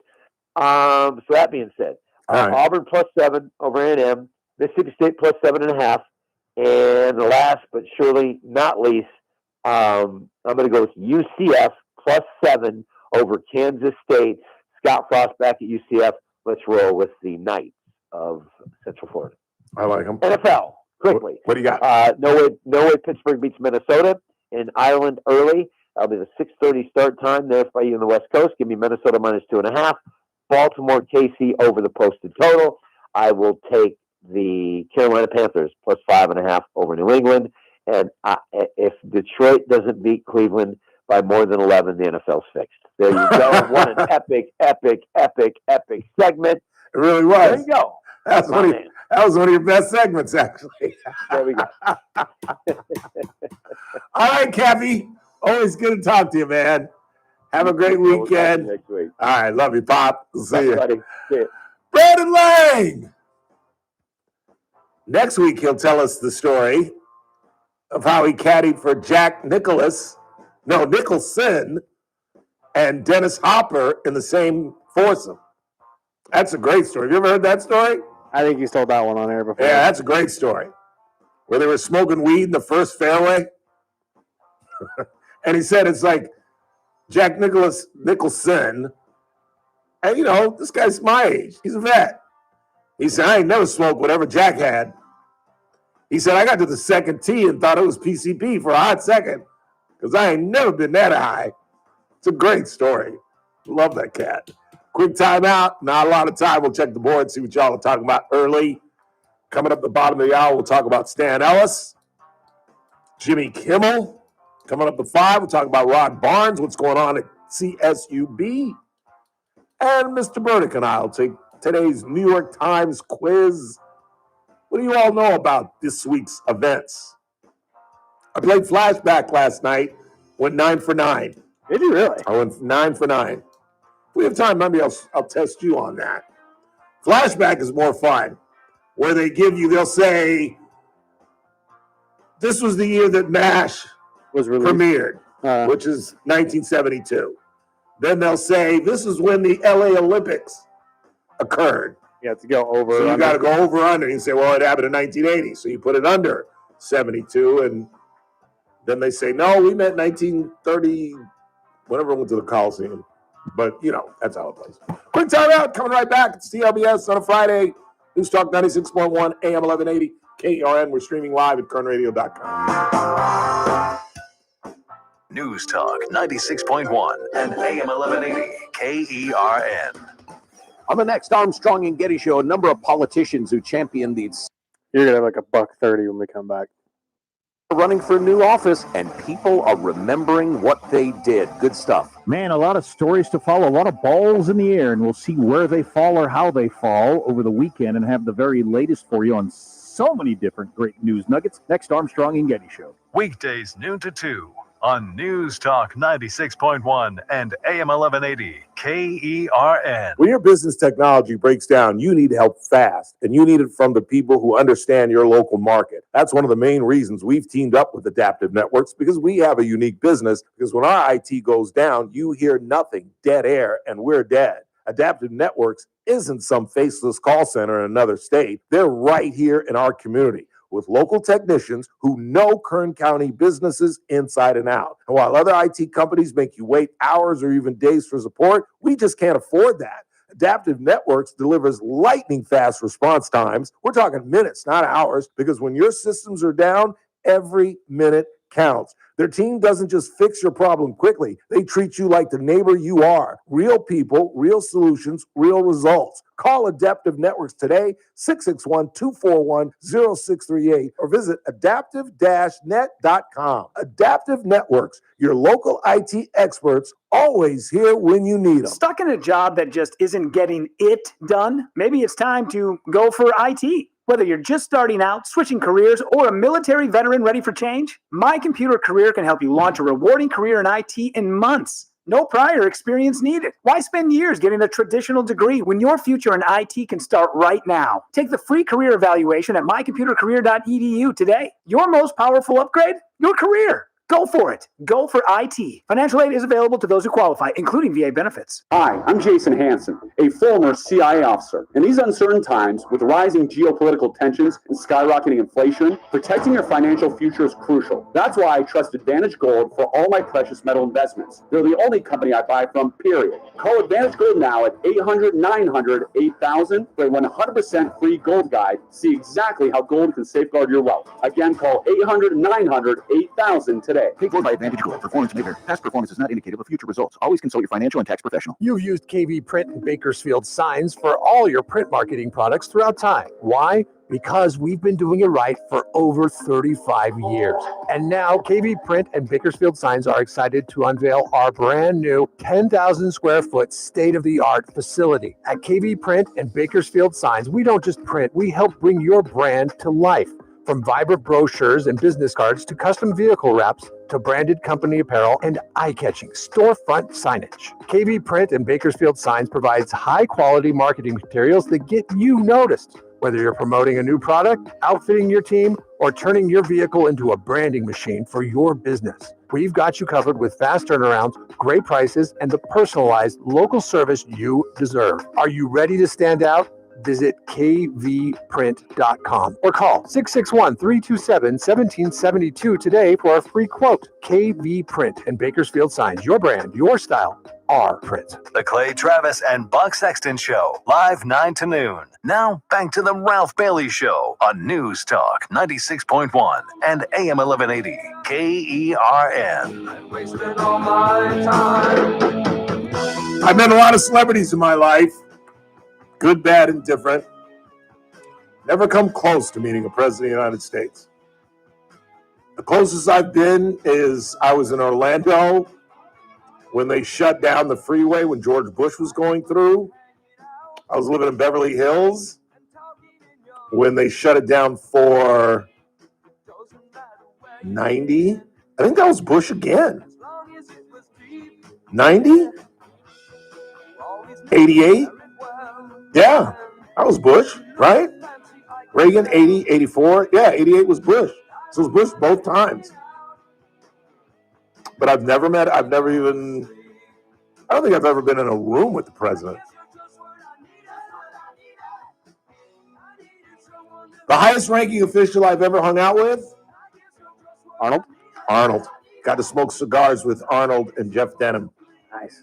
And the best part about it is I was kind of in a rivalry with the late Inga Barks, and she was sitting next to me when Schwarzenegger's guy tapped me on the shoulder and said, "The governor would like you to join him for cigars after dinner." I was like, of course he does. Of course he does. I don't mind you coming here. News Talk And wasting all my 96.1 and time. AM 1180 KERN. Doesn't matter you waiting. As long as it was With us on news, I'm Keith Peters in Washington. The Supreme Court is extending an order that allows President Trump's administration to keep frozen nearly $5 billion in foreign aid, handing him another victory in a dispute over presidential power. The court acted Friday on the Republican administration's emergency appeal in a case involving billions of dollars in congressionally approved aid. Nexstar Media Group and Sinclair Broadcast Group have brought Jimmy Kimmel's late night show back to their local TV stations. This ends a days-long TV blackout in dozens of cities. The blackout followed remarks Kimmel made about conservative activist Charlie Kirk's killing. The company suspended the program on September 17th. On Wall Street, the Dow by 300 points. More details at srnnews.com. News Talk 96.1 and AM 1180 KERN. From the KERN Newsroom, your live and local news update on News Talk 96.1 and AM 1180 KERN. I'm Bill Robbins. The inmate who escaped custody at Kern Medical had help from his girlfriend. That's according to court records. Last Saturday, Laredo inmate Francisco Garcia escaped Kern County Sheriff's custody and got away from Kern Medical. Court records show his girlfriend, Electra Espinoza, was identified as the one driving Garcia around Bakersfield as he evaded law enforcement. The couple was found together at the home of Espinoza's parents. If you'd like to score free tickets to Cherry Acres Pumpkin Patch, it's easy if you're willing to just roll up your sleeves and make a donation to Houchin Community Blood Bank. All successful donors will receive a pair of tickets to Cherry Acres Pumpkin Patch while their supplies last. I'm Bill Robbins in the KERN Newsroom with news every half hour or when it breaks on News Talk 96.1 and AM 1180 KERN. Stuck in a job that just isn't getting it done? Maybe it's time to go for IT. Whether you're just starting out, switching careers, or a military veteran ready for change, My Computer Career can help you launch a rewarding career in IT in months. No prior experience needed. Why spend years getting a traditional degree when your future in IT can start right now? Take the free career evaluation at mycomputercareer.edu today. Your most powerful upgrade? Your career. Go for it. Go for IT. Financial aid is available to those who qualify, including VA benefits. Hi, I'm Jason Hansen, a former CIA officer. In these uncertain times, with rising geopolitical tensions and skyrocketing inflation, protecting your financial future is crucial. That's why I trust Advantage Gold for all my precious metal investments. They're the only company I buy from, period. Call Advantage Gold now at 800-900-8000 for a 100% free gold guide. See exactly how gold can safeguard your wealth. Again, call 800-900-8000 today. Paid for by Advantage Gold. Performance maker. Past performance is not indicative of future results. Always consult your financial and tax professional. It's the JR Show. So the city decides to put a gel bed task force together to find more gel beds. And who better to run the show? Well, Councilman Bob Smith. That's right, Bicycle Bob needs something to hang his hat on when he runs for re-election next year because somebody's going to run against him, and he's feeling the heat. And what exactly has Bicycle Bob done on his tenure as city council? Anybody? Anybody? The JR Show, weekdays at 2 p.m. You're listening to The Ralph Bailey Show. Catch me weekday morning 6 to 9 a.m. on First Look with Scott Cox, News Talk 96.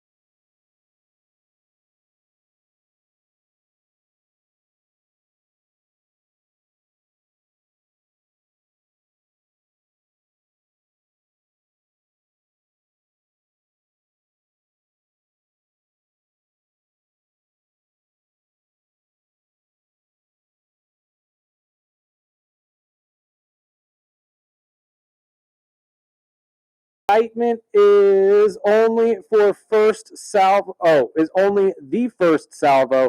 The first big fish is the Adam Schiff and the accusations of Schiff ordering his staff to leak Russian Trump investigators' leaks.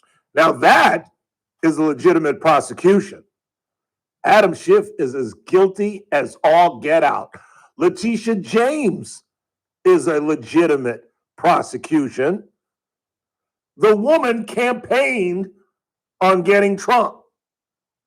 That's a legitimate, and the lies that she told, unlike the Fed chair, the girl that I went to school with, that went to Spelman, the Fed chair, I forget her name, they finally dug into that story, and her mortgage thing was all on the up and up.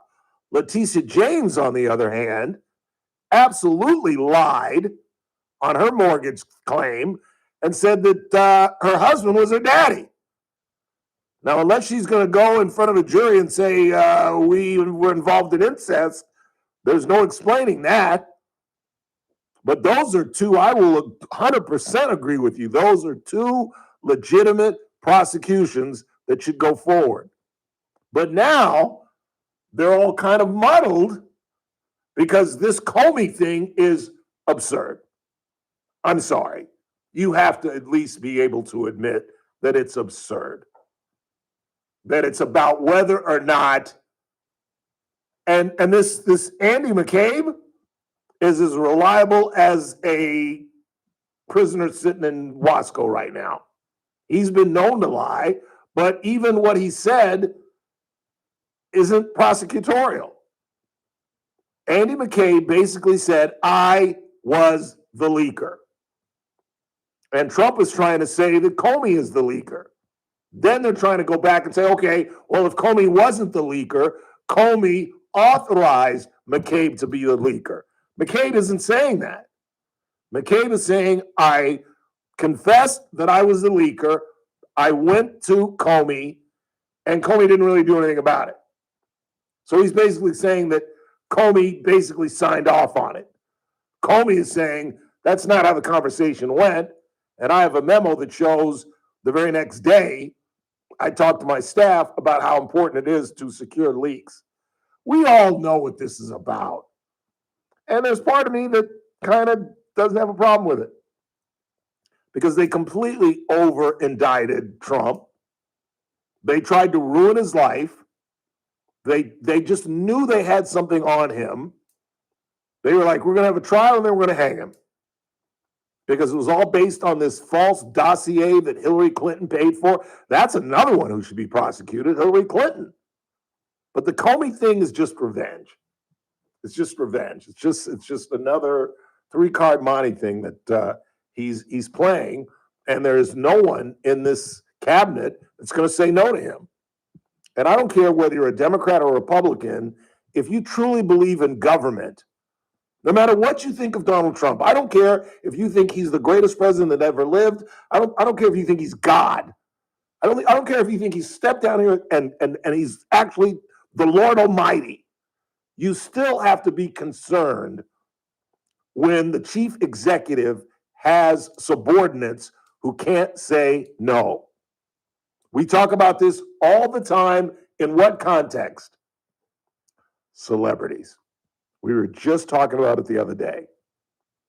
What if there had been somebody who could have grabbed Elvis by the lapels and said, brother, this is not sustainable? Couldn't somebody have gone to Whitney Houston and said, you've got to get into rehab, you're killing yourself? Couldn't somebody have gone to Michael Jackson and said, I don't care what you think you're doing, we're throwing you into a 72-hour hold and then we're going to throw you into rehab? But there's nobody who can say no to these people.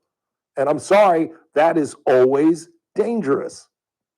And when you've got one guy telling the top cop of America, I want them, I want him, I want him. You don't think that's dangerous? You really don't think that's dangerous? But it's not the first time it's happened. Don't be naive and think that this is unprecedented. Nixon was the king of it.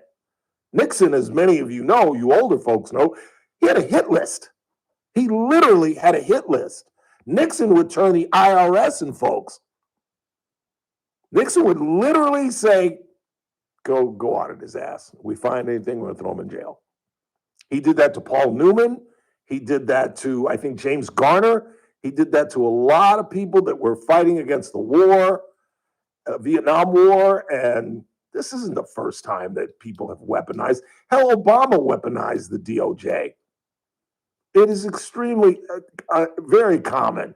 And this idea that there's some separation between the president and the Department of Justice, there is supposed to be, but there's not. Now, I don't think anybody has gone quite as far as Donald does. He's always a little extra, where he's actually hurting his own prosecution. Because what do you think James Comey's first defense is going to be? It's going to be video of Donald Trump.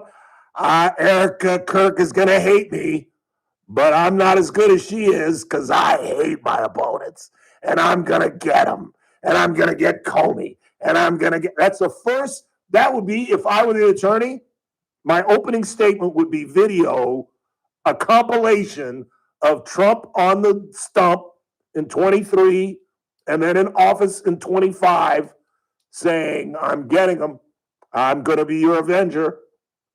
It's just, but Comey's going to have to spend a lot of money and he's going to spend a lot of time in court. And that's what Trump wants. He feels he was wronged, which he was. And so this is his payback. There's no conviction possible. I don't think it's even going to go to trial. But you still got to get, you know how attorneys work. They pick up the phone, and on a level like that, like H.A. Sala, probably $1,000 phone call. On that level, a federal, national level, probably about $5,000 a phone call, just to talk to him. Just talk to him. Hell, retainers are like, on that level, 50 grand, just for me to say I'll take the case. So he's going to spend a ton of money, and that's exactly what the president wants. Just wants him to go the rigmarole. There's no way in the world Pam Bondi really said in his ear, yeah, we can convict him. I think we can get him. There's no way in the world she told him that. I'm sure she said, I am more than willing to prosecute him, Mr. President, but don't be surprised if we don't get him. This is going to be a tough case to prove because it's basically his word against Andy McCabe, and Andy McCabe is as reliable and as honest as Roger Stone or or anybody else who's been convicted of perjury. 842-5376, 842-KERN. Who you got? You got Rex on the line. Rex, you're on the Ralph Bailey Show. Go get him, Trump. Hang them all. Don't you think that he's got a long way to go before the Biden administration he catches them? Well, I'm not following you. The Biden administration overall, they vilified him, and well, that's why. Why do you think Biden gave these wide pardons? He just left. He just left James Comey out. Comey's like, where's my pardon? We all know why you get a preemptive pardon for your son and other people. Yeah, we know why. Yeah, he knew exactly. He knew exactly what Trump was going to do. I'm just saying, tit for tat, right? Yeah, that's what this is. Comey ought to hang. Maybe he shouldn't. And is it wrong? I'm not really sure it's wrong. We saw so much wrong happen in the last administration, and nobody did anything about it. And nobody ever told him no. Of course, he wasn't running the show anyway. No, he was not. No, he was not.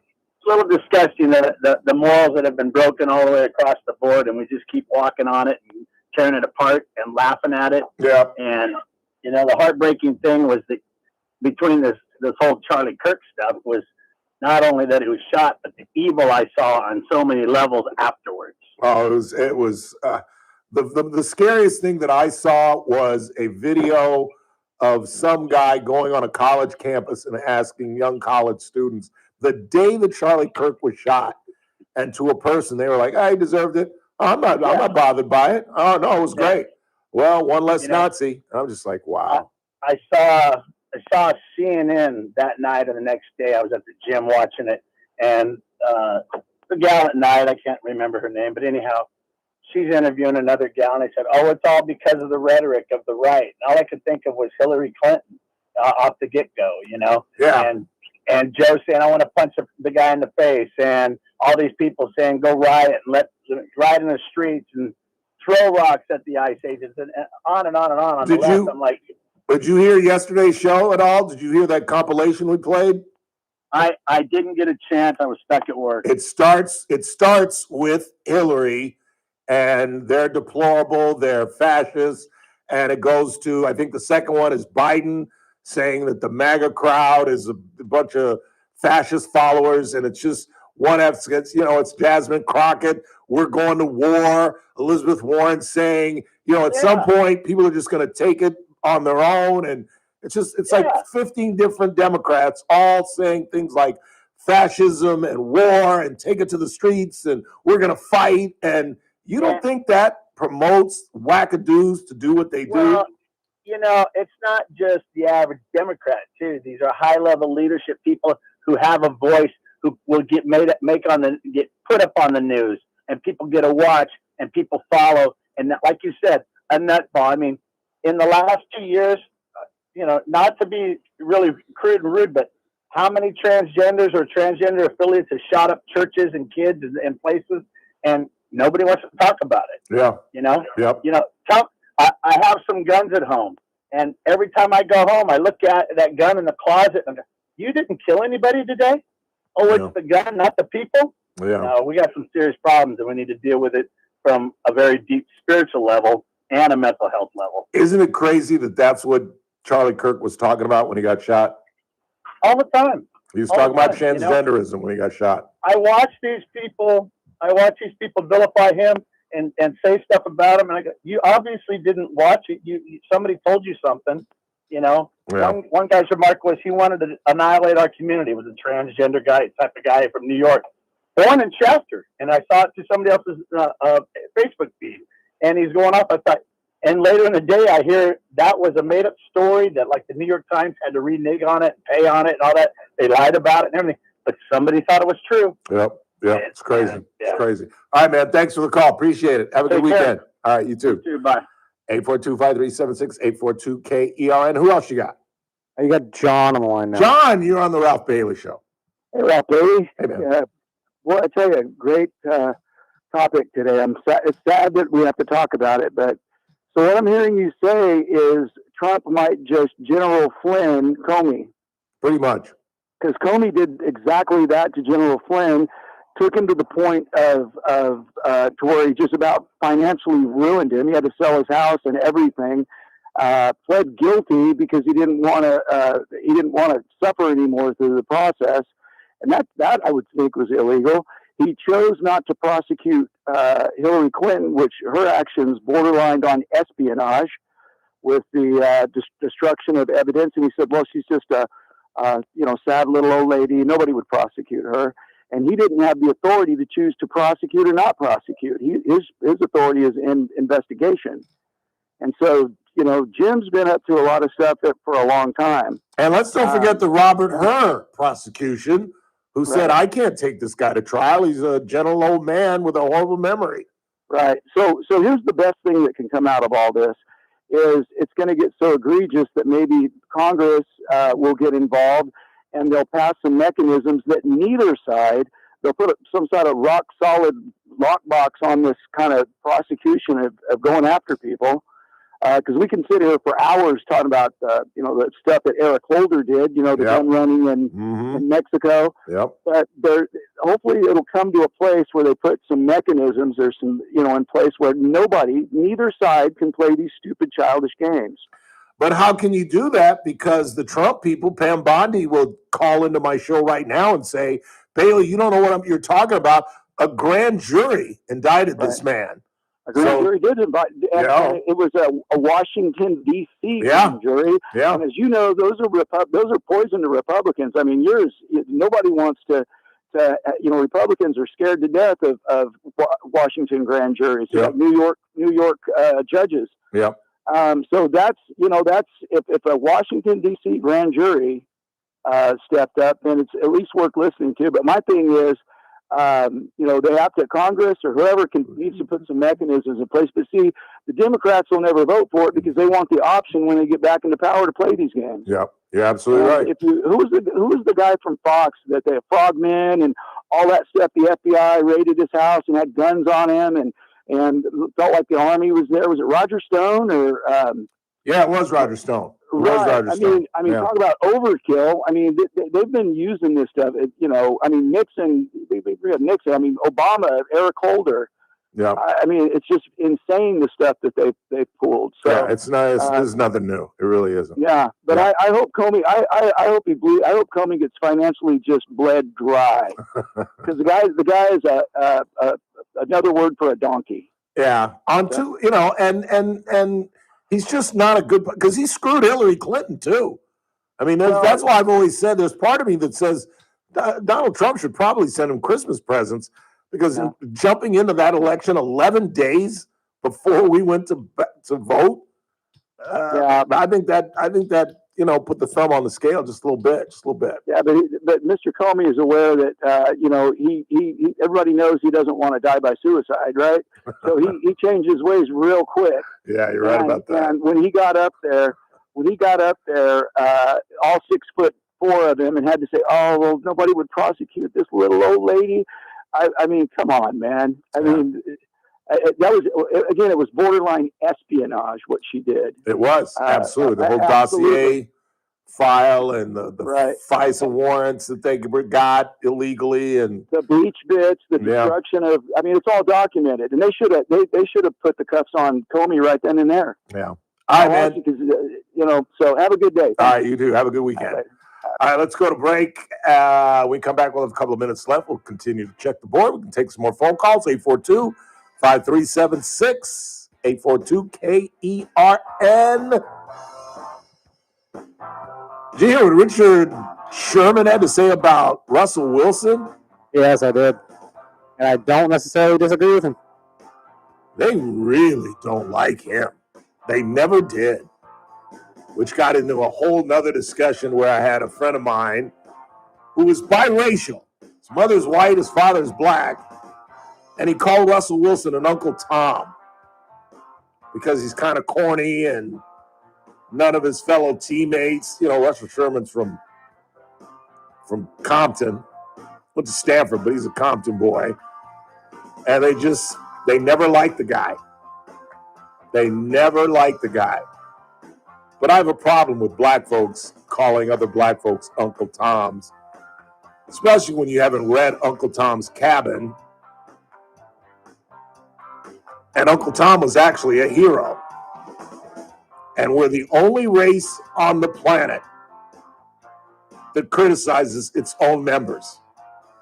We're the only minority on the globe. Asians don't say, you're not Asian enough.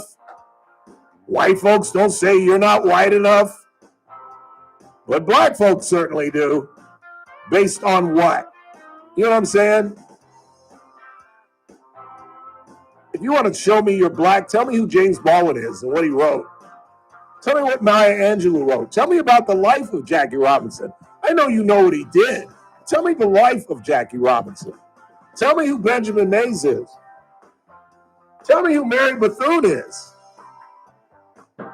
That's my test of how black you are.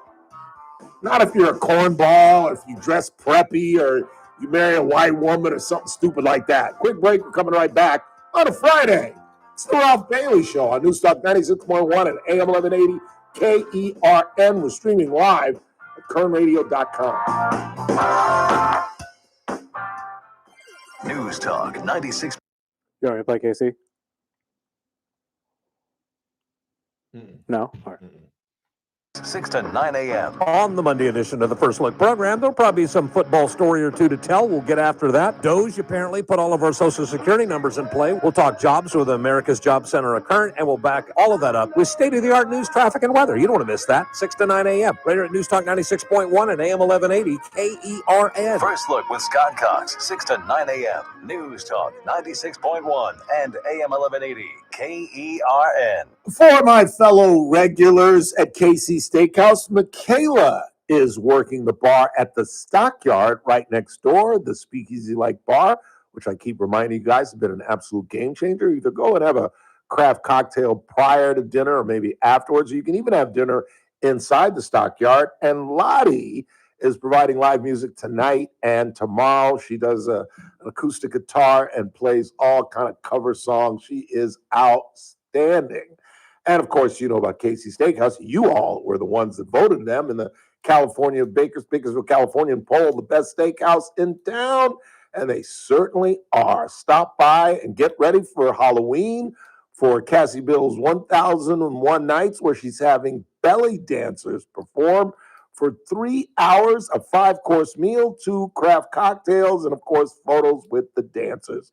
Where would you rather be on Halloween than on F Street, KC Steakhouse? Longtime sponsors of the Ralph Bailey Show. Please meet Paul Sheldon's client, Vivian Rushing. Hi, my name is Vivian Rushing. I am a client of Paul Sheldon. They helped me get everything in order. I had no clue what I was doing, and they were wonderful. The staff is amazing. Lynn and Kelly go out of their way to make you feel comfortable when you walk through the doors and make sure you have everything that you need. Paul is very accommodating. He uses himself as an example to help you understand the process of the insurance and what benefits you should be looking at and what you shouldn't be looking at and how to go about getting it together. I have recommended Paul Sheldon. Just a couple of days ago, I was in line to get my medications, and this gentleman was talking about retiring and didn't know what to do. I told him, contact Paul Sheldon. He's the best. I just want to say thank you, Paul Sheldon. You're wonderful and your staff is amazing. When Medicare matters, our team has the answers. Team Paul Sheldon. 398-2298. Do Crohn's disease or ulcerative colitis symptoms keep coming back? Tremfya guselkumab may help, with rapid remission achieved at 12 weeks and lasting clinical remission at 1 year. Some even saw visible improvement of their intestinal lining at 12 weeks and 1 year. Tremfya is a prescription medicine used to treat adults with moderately to severely active Crohn's disease and adults with moderately to severely active ulcerative colitis. Serious allergic reactions and increased risk of infections and liver problems may occur. Before treatment, your doctor should check you for infections and tuberculosis. Tell your doctor if you have an infection, flu-like symptoms, or if you need a vaccine. Healing is possible with Tremfya. Approximately 3 out of 10 patients were in endoscopic remission at 1 year, based on areas visualized on colonoscopy, which may not represent the deeper bowel layer or entire GI tract. Individual results may vary. Ask your doctor about Tremfya today. Call 1-800-526-7736 to learn more or visit TrimFireRadio.com. I'm JR Flores. Catch my show, The JR Show, weekdays at 2 p.m. Now, back to the Ralph Bailey Show.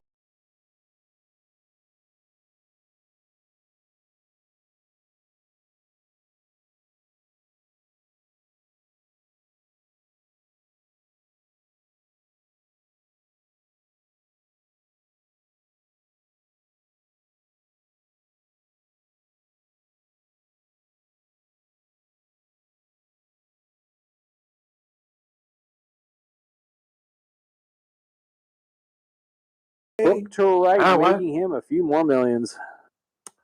Well, he's going to spend a couple of million before he gets to earn it. And who's going to read James Comey's book? What do you think? This is a bigger story than what he's gone through? Nobody's going to read a book about my wrongful prosecution by Donald Trump by James Comey. Are you kidding? This thing isn't going to go to trial. He'll have to testify. He'll have to come in and boop, bop, bop, bop, bop, bop, and the judge is going to throw it out. And they'll appeal and they'll throw it out. And I don't think they take it to the Supreme Court. I don't even think he could take it to the Supreme Court. I don't know. We'll talk about it Tuesday with Teresa Goldner. One more. Let's get into the five. Some names going around for the CSUB basketball gig. Justin Hudson, former Fresno State. I would love that. Henderson. My classmate. And again, I don't like to pat myself on the back, but this is the words of his father, Mark, who's even cooler than Justin. Ralph, if it wasn't for you, Justin would have never graduated. That's what he said. And I was supposed to talk to him the last time Fresno State was in town. He would be a wonderful hire. I don't know if he could take the pay cut, though. He's making some coin at Fresno State. I don't think CSUB can afford what he's making at Fresno State. But like I said, no one is talking at CSUB. Even my most reliable, confidential sources is like, can't give you a thing on this one, Ralph. Quick timeout. We head into the five. I'd stick around if I you.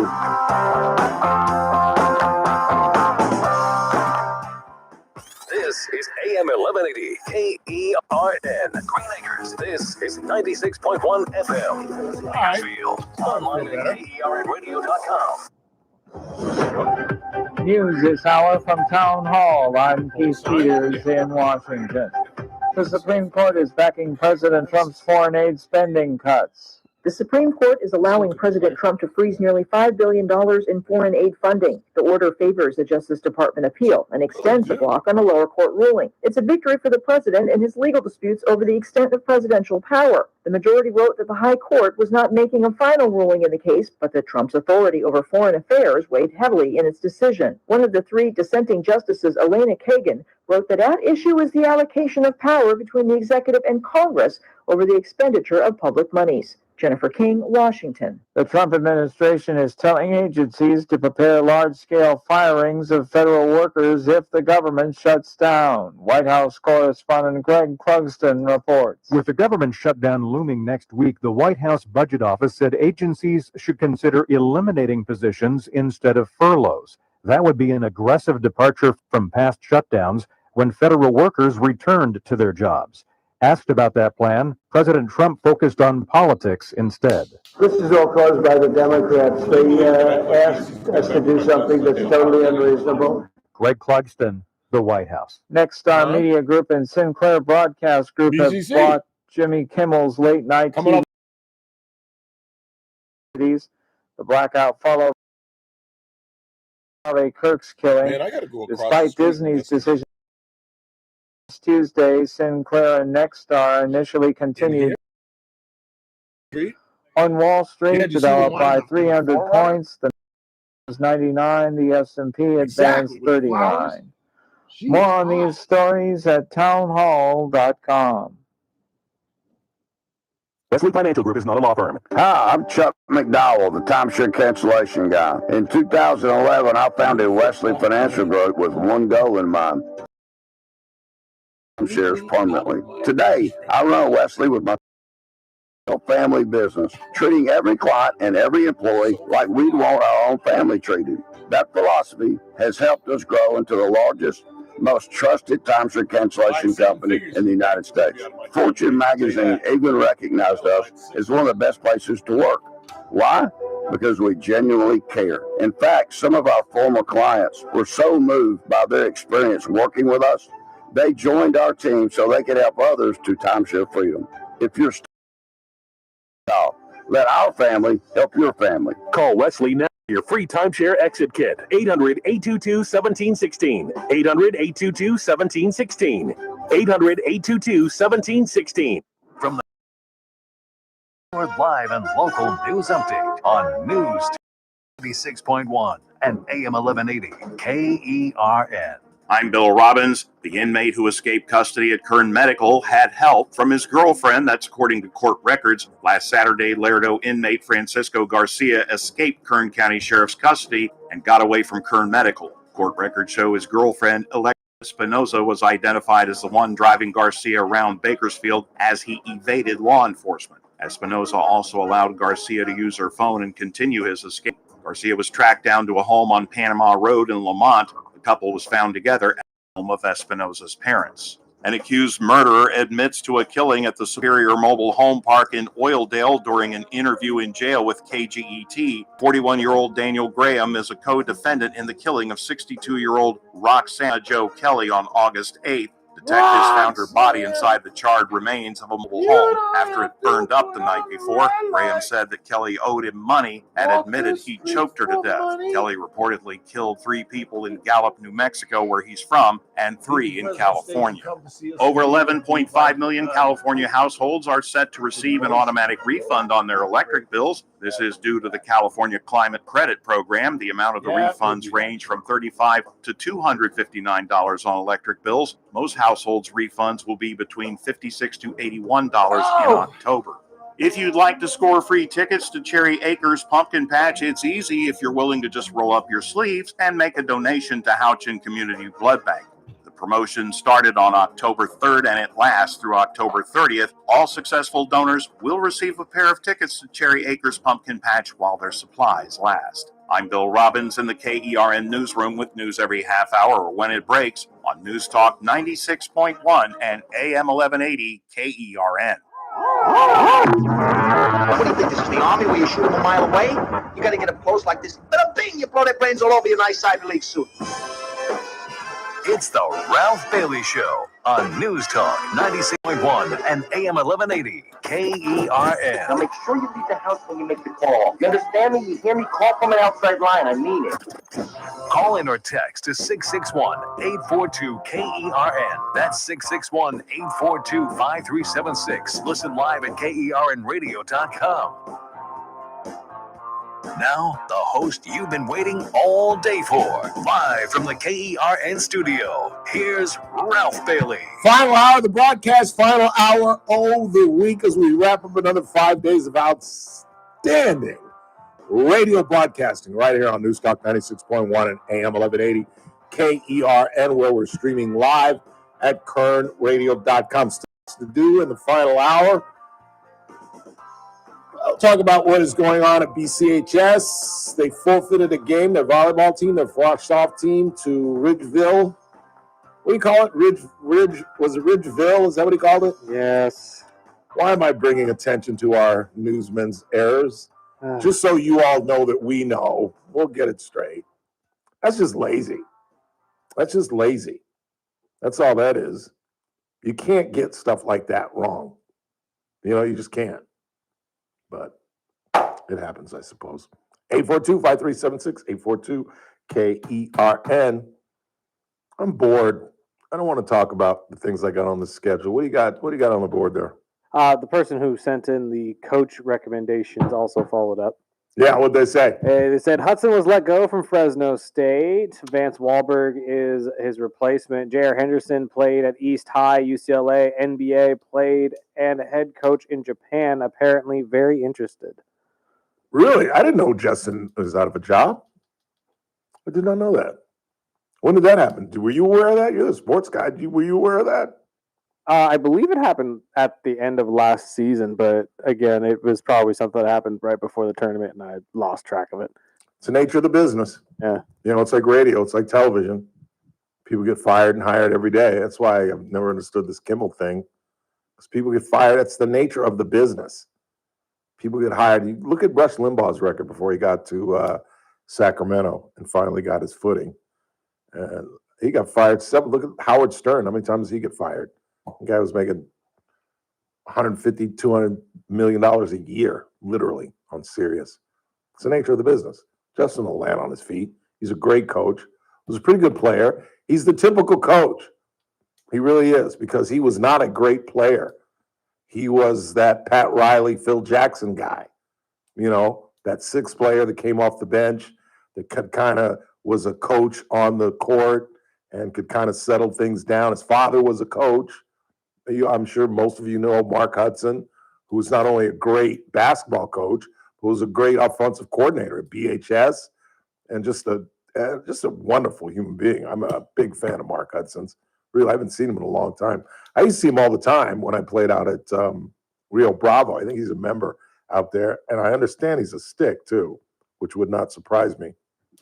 But I had a lot of good times with those cats. I used to hang out with the basketball team. I was there from 92 to 94, and those were the 2 years that they went back to back. And I just kind of fell in with those guys, Kenny Warren, Tyrone Davis. I've talked about this. Kenny used to cut my hair. Justin and I played a lot of pool together in the pub, and I used to play 21 with those guys and get my ass kicked. Why? Do you know how they would kick my ass? And I would complain every time I played them. You know how to play 21? Yeah. How do you play 21? 21 is when you start at the free throw line, you shoot, and if you make it, then obviously you get the point. If you miss, they grab the rebound, they have to take it out, and then the next person scores, and blah, blah, blah, blah. Their free throw line would be top of the key. So whenever I would be able to, because I could score on Kenny and Justin, because they're about my height. Justin's a little taller than I am. So I'd be able to score on them, and then I'd go to the free throw line from the top of the key and brick. You know what I'm saying? I can't make I'm not and these guys, Kenny was a three-point shooter. And I'm like, this ain't fair. It's like, so where we play, Bailey? Pay up. Dang. Yeah, we played for a little cash. And I won once. And Chris, I wish there was video of, it's like the time I beat my dad. I won one time, and I slammed the ball down, and I ran around the gym like this. Yeah, boy. Some 32-year-old man just beat the CSUB national champions. Yeah, boy. Because I was 93, I was 31 years old. Beating a bunch of 22-year-olds. I beat them one time. And I literally banked in my free throw from top of the key to win. And they were like, we shouldn't even count that. You got to call that. I ain't got to call nothing. Give my money. Give my money as I ran around the gym like this. Give my money. Not that we actually played for money. Although 7 years. It's only been 33 years, so I guess I can't be prosecuted. What else you got on the board? Ralph, the Dems are going to go after Trump officials, whether Trump does the revenge tour or not. Not going anywhere for sure, but the process is the punishment. Well, who knows whether they're going to go after him. Maybe we'll get somebody who wants to revert back to the way it used to be. Who knows what's going to happen in the future. Might be another 8 years of Republican. J.D. Vance may win. Marco Rubio may win. Who knows? I think the Democrats are in trouble. I think they're still on the 20% side of 80-20 issues. That's why I'm a little disappointed in BCHS and our local school district not fervently going after, proudly standing up and saying, we're standing up against transgender athletes. Again, at some point before I get out of here, I'll read you what they've released. BCHS, Bakersfield Christian High School. Their Frosh Soft team forfeited a game against Ridgeview, who had a biological male. But I think we need to vociferously fight this thing. I really do vehemently fight this thing. And our school district has been reluctant. They could have joined a lawsuit, but they're going to wait and see what happens in another school district. And I think we need to, as a state, as a people, stand up and fervently, vehemently, full-throatedly, vociferously fight this thing. It's ridiculous. And it's winnable. We're on the right side on this thing. This is it's even beyond, some swinging, I can't even use the phrase, Richard walking around a locker room. This is about danger. There is a volleyball player right now who is still suffering from injuries suffered from a biological male spiking a ball and hitting her dead in the mud. This is dangerous. These biological males playing with females. And don't undercount the issue of them walking around teenage locker rooms. This doesn't make sense. What else you got? We just got one more here. It said that Hudson was let go a couple of seasons ago. That's probably why I don't remember it. We're on the late break just a little bit. I'm shocked he hasn't gotten a gig. Google him and see where he is. He's got to be on somebody's staff. And if not, maybe I'll call him. We can go out tonight. Maybe he's in town. And maybe he would take the CSUB gig. Stella was saying. Aztecs. He's in San Diego State, went back to San Diego State? Unless this is a former one, but that's the first thing that popped up for me. No, that's... Is the assistant. No, it says here he's a current assistant for the Aztecs. Women's basketball team. Oh, really? Gig's a gig. So maybe he would take the CSUB gig. Entirely possible. Because what he'd be making would be, our way of life is cheaper than Fresno, I would imagine. So if they gave him 150, I don't know, I'd love to find out what Rod Barnes was making after 14 years. But nobody's talking at CSUB. And it's all, there's all speculation because the athletic director got whacked, and for Rod Barnes to step aside 6 weeks before the season seems unfair. But let's be honest, and I love Rod Barnes. He was just a very nice man who was represented CSUB incredibly well. But, he got off to a fast start, but the program really wasn't going anywhere. And, you could make a really good argument that he left because of the hand that he was dealt. He lost his, we were just talking about this, that small Division I schools are getting raped by the transfer portal. He just lost from last season his leading scorer, who's going to like New Mexico State or some other bigger school in the portal. He lost 2 other kids prior to him leaving, and now there are like 3 other kids that are transferring. Once you recruit on a level like this and a kid becomes a star, do you really think he's going to stay in Bakersfield, where you can go to Fresno State or San Diego State and get big-time NIL money? Do you think, what kind of money do you think the Roadrunners are getting? You think there's anybody getting big NIL money? Probably not like big like a lot of these other schools. No, get. Certainly not. But you think they're getting cash? Oh, yeah. Some of them probably do. I would love to do a story on that and just chronicle what they're all making. You know what I'm saying? Mm-hmm. But yeah, they're getting these smaller schools like Cal State that are in Division I are just getting raped by these larger schools. Why would you stay here? If you're scoring 30 a night at CSUB, why would you stay here when you can go to the portal and go down to UCLA and make millions, literally, on the bench? It's crazy the money they're spending. They're spending millions, the alumni, on these big schools. I'll never forget, it was last season, I'm watching softball, and whoever was in the finals, they had a star pitcher, a black girl, who got rocked. They were in an elimination game, and she saved them the first night, and they tried to bring her back the next night, and she got rocked. And that's when they started talking about that she had transferred for a cool $1.5 million. A softball pitcher.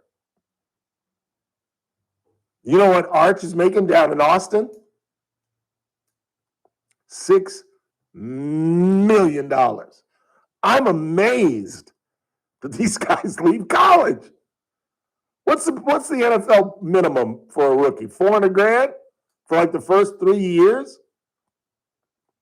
You're taking a pay cut. unless you're a top 5 draft pick in the first round. Minimum salary for a rookie is $840,000. You're taking a gargantuan pay cut. He's down in the capital of Texas, Arch Manning, making $6 million.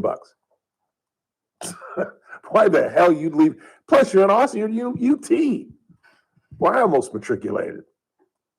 I would have flunked out the first damn week. 30,000 kids, I'd have flunked out the first damn week. Let's go and take a break. When we come back, we'll continue to check the board, see what you all are talking about. And if I'm forced to, oh no, I'm not forced to, we'll take the New York Times quiz when we come back. It's a Friday. And I got nothing but depressing stuff to talk about. I don't want to go out on like that. I don't want to go out on the weekend like that. I am going to Oktoberfest tomorrow. I'm excited about that. Not going to a hockey game. Rusty Birchfield is going. The only reason, you didn't hear that? No. Willie's not even going. He's not even going. He's not even going. He gave him to Rusty. I would have gone. I had the tickets in my damn phone. Thought I was sucking up to the general manager and our engineer is going? I don't suck up to you, Rusty. Give me them damn tickets, boy. I know you listening. RB, give those tickets back to RB. What's the matter with you? I just didn't know it was a 3 o'clock game because Oktoberfest starts at like noon. And we'd have to take a shower and I'd have to change clothes. And, you know, it's early, so I'm trying to be that guy. Okay. Never pays to try to be that guy. Quick timeout, coming right back on a Friday. Right here on the Ralph Bailey Show. News Talk 96.1 and AM 1180 KRN. We're streaming live at kernradio.com. News Talk 96.1. Messmaker? Monday edition, Clay Travis, Buck Sexton Show will break down all the drama surrounding, believe it or not, the Ryder Cup, where President Trump is spending the weekend. And we'll get you started for the latest on the Comey prosecution, the ongoing battle over shutdowns, will they or won't they happen, and more. That'll be the Monday edition. Come hang with us on Clay and Buck. Live 9 to noon. News Talk 96.1 and AM 1180 KERN. Hope you join us every Thursday, particularly at 4:30, when Daniel Petrie from Messmaker and Petrie Wealth Advisors joins us. Daniel gives us a weekly update on the deficit and its growth, silver and gold, and obviously the stock market and all kind of economic issues that most importantly impact you. But again, you guys know what Messmaker and Petrie Wealth Advisors are all about. They're all about retirement. I keep telling you guys, it's one of the smartest moves that I've ever made financially. Call Daniel, 395-9400, 395-9400 if retirement is in your near future. Or just tune in Thursdays at 4:30 when he joins us every But not because week. it wasn't Daniel Petrie, like the folks at Messmaker and Petrie Wealth I had to Advisors. microwave it so the lettuce and the tomatoes were all hot. Or opt to buy or sell any security, feature, option, or other I hate it when that happens. offer or provide any investment advisory or other services to any person in any jurisdiction by Daniel Petrie or MPWA DBA Messmaker and Petrie Wealth Advisors. Any views expressed in this broadcast by us are prepared based upon the information available to us at the time. We are under no obligation to update our views. Well now, this is embarrassing. I used to run around Kern County like a summer queen, buzzing through barbecues, laying eggs and bird baths and potted plants, spreading West Nile like potted favors. But this year, y'all got smart. You dumped your standing water, you shut your windows, you called Kern Mosquito so many can't go anywhere. I'm times, dressed like I a got bum. evicted. Unbelievable. But listen here, don't get excited just yet. I don't go into hibernation till November. That means there's still time for a comeback, baby. So please, let that kiddie pool turn green. Forget the insect repellent. I double dog dare you. Or keep doing what you're doing. Visit kernmosquito.com. Keep dumping out those containers and ruining the rest of my year. Whatever. Bless your overachieving little hearts. KernMosquito.com. But you know what? Free Like my county dad. mosquito services. My dad That's had a huge sand trap, but he KernMosquito.com. always had his Stuck in a little job key. that just I don't isn't think I'm getting ever going to it lose done? this. Maybe it's time to go for But I IT. think about Whether you're 5, just starting out, 7 switching years, careers, or a military veteran a ready big for old change, sand trap My in Computer Career can help you launch a rewarding career in IT in You can months. see where No it kind of prior experience divides. needed. Why spend years But I'll getting a always have the traditional widow's degree peak. when your future in IT can start That's a good right thing. now? Take the Nothing free career worse evaluation for at a man than to have that mycomputercareer.edu today. horseshoe. Your most powerful Nothing upgrade, worse. your career. 'Cause Go if I for ever it. have the Go for horseshoe, IT. Financial aid is available to those who qualify, all including coming VA off. benefits. And I don't have the head to be bald. I got way too big a head, and I got bumps all over my head, and I got this bump here. I think I'm going to have this removed. Yeah, you might. I think I am. Because I was looking at pictures like 3-4 years ago, and it's weird. You can see it get bigger and bigger and bigger. And I'm like, what if this thing continues to get bigger? Probably will unless you get it taken care of. I don't think it's gotten any Paid for by bigger Advantage lately. Gold Performance Maker. Past performance is not indicative of future results. Always consult your financial and tax professional. The Charlie Kirk Show, weekdays at 6 p.m. on News Talk 96.1 and AM 1180 KERN. Now, back to the Ralph Bailey Show. Hanging on the wall, but it can't see. Come to me when I call. All right, you ready? We have time to do this? We got about 6 minutes. I think we can get it done in 6 minutes. Here we go. Who goes first? You go ahead and go first. All right, I'll go first. President Trump told pregnant women to fight like hell against taking. Please stand by. Let's not even go through this, shall we? Sound like Whoopi Goldberg, like I can't read. Have you ever seen Whoopi Goldberg read a teleprompter? It's like she can't read. It's a horrible thing to say about somebody.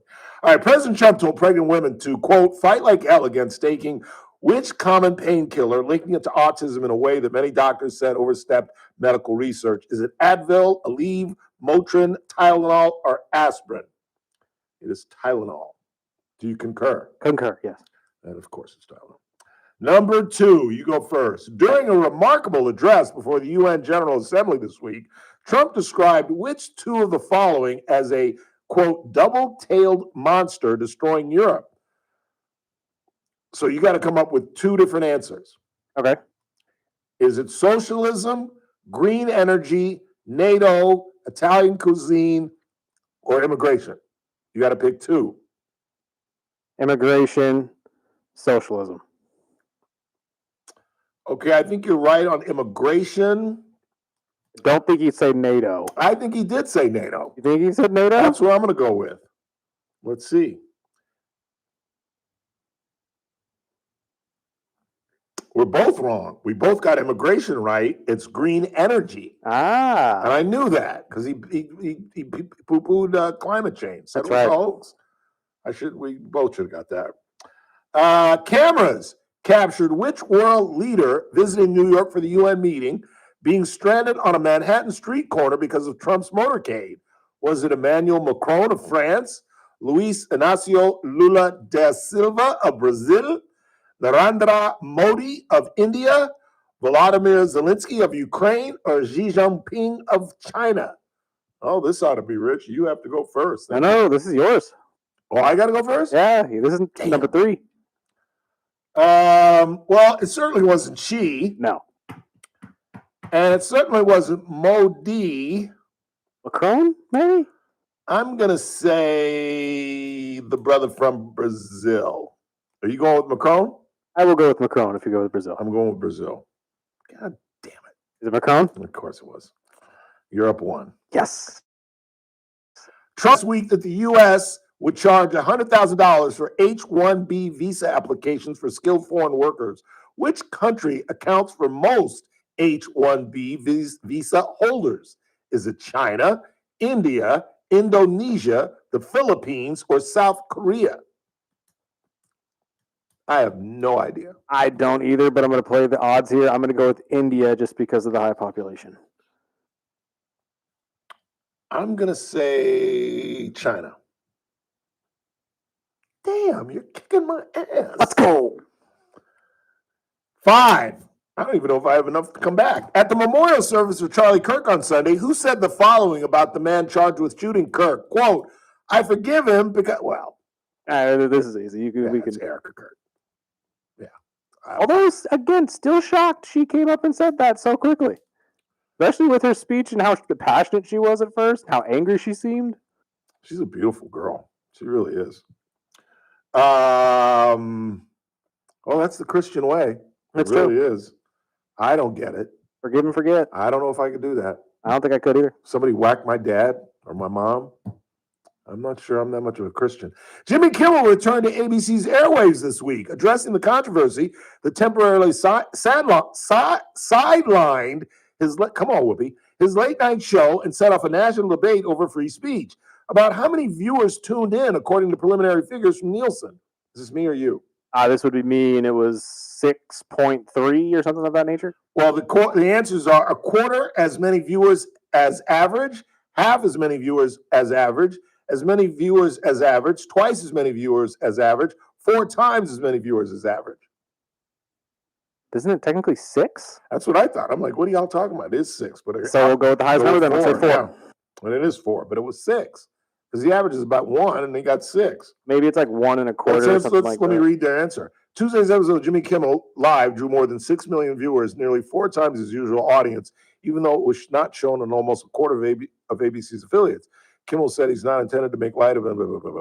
Okay.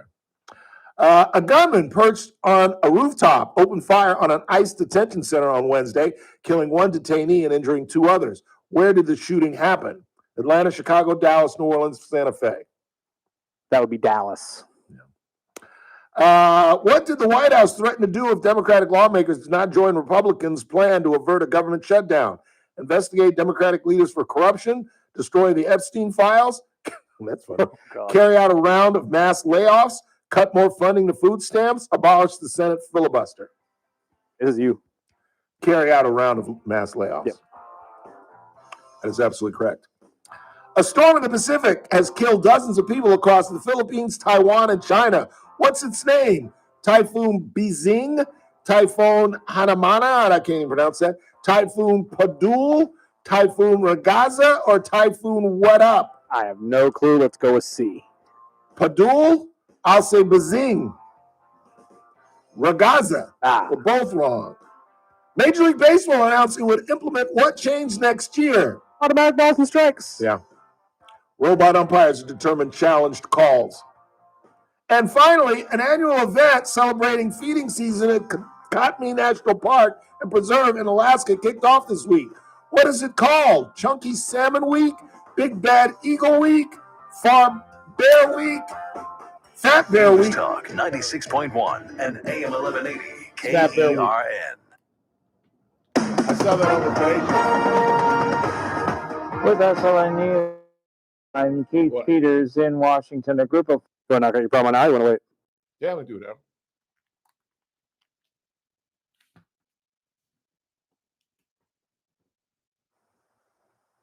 Whenever you're ready.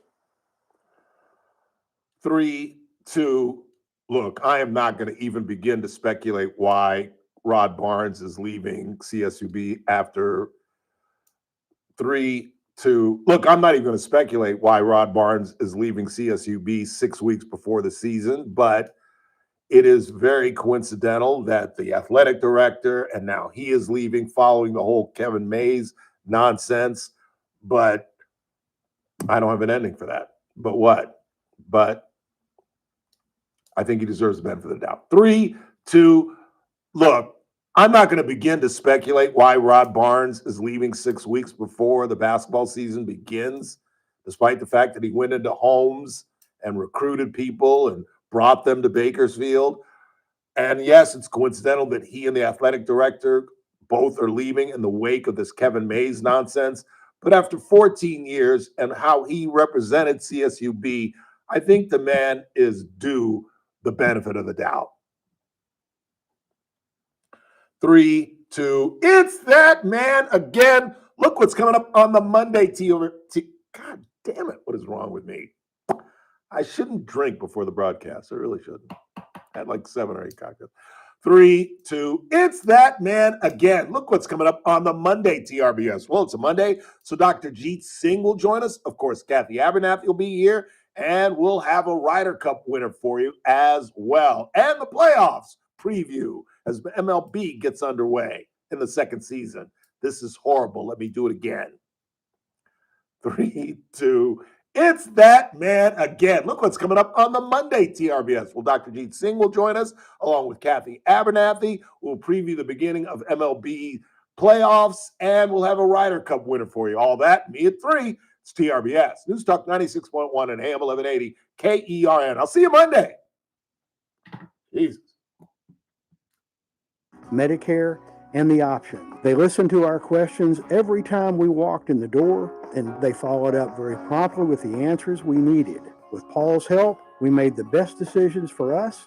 The process was painless, and we now have comprehensive medical coverage at a very affordable price.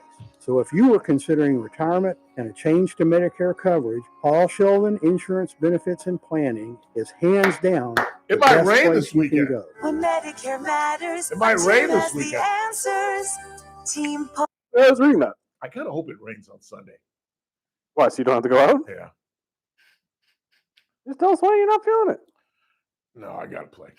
I blew him off last week. I was supposed to play last Sunday, but I was a coward. I was too scared. Didn't want to screw up my 86.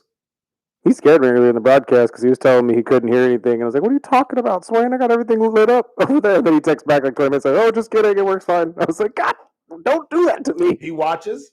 Yeah, apparently. Oh, that's cool. 1180 KERN. The Armstrong and Getty Show. Weekdays noon to 2 on News Talk 96.1 and AM 1180 KERN. Now, back to the Ralph Bailey Show.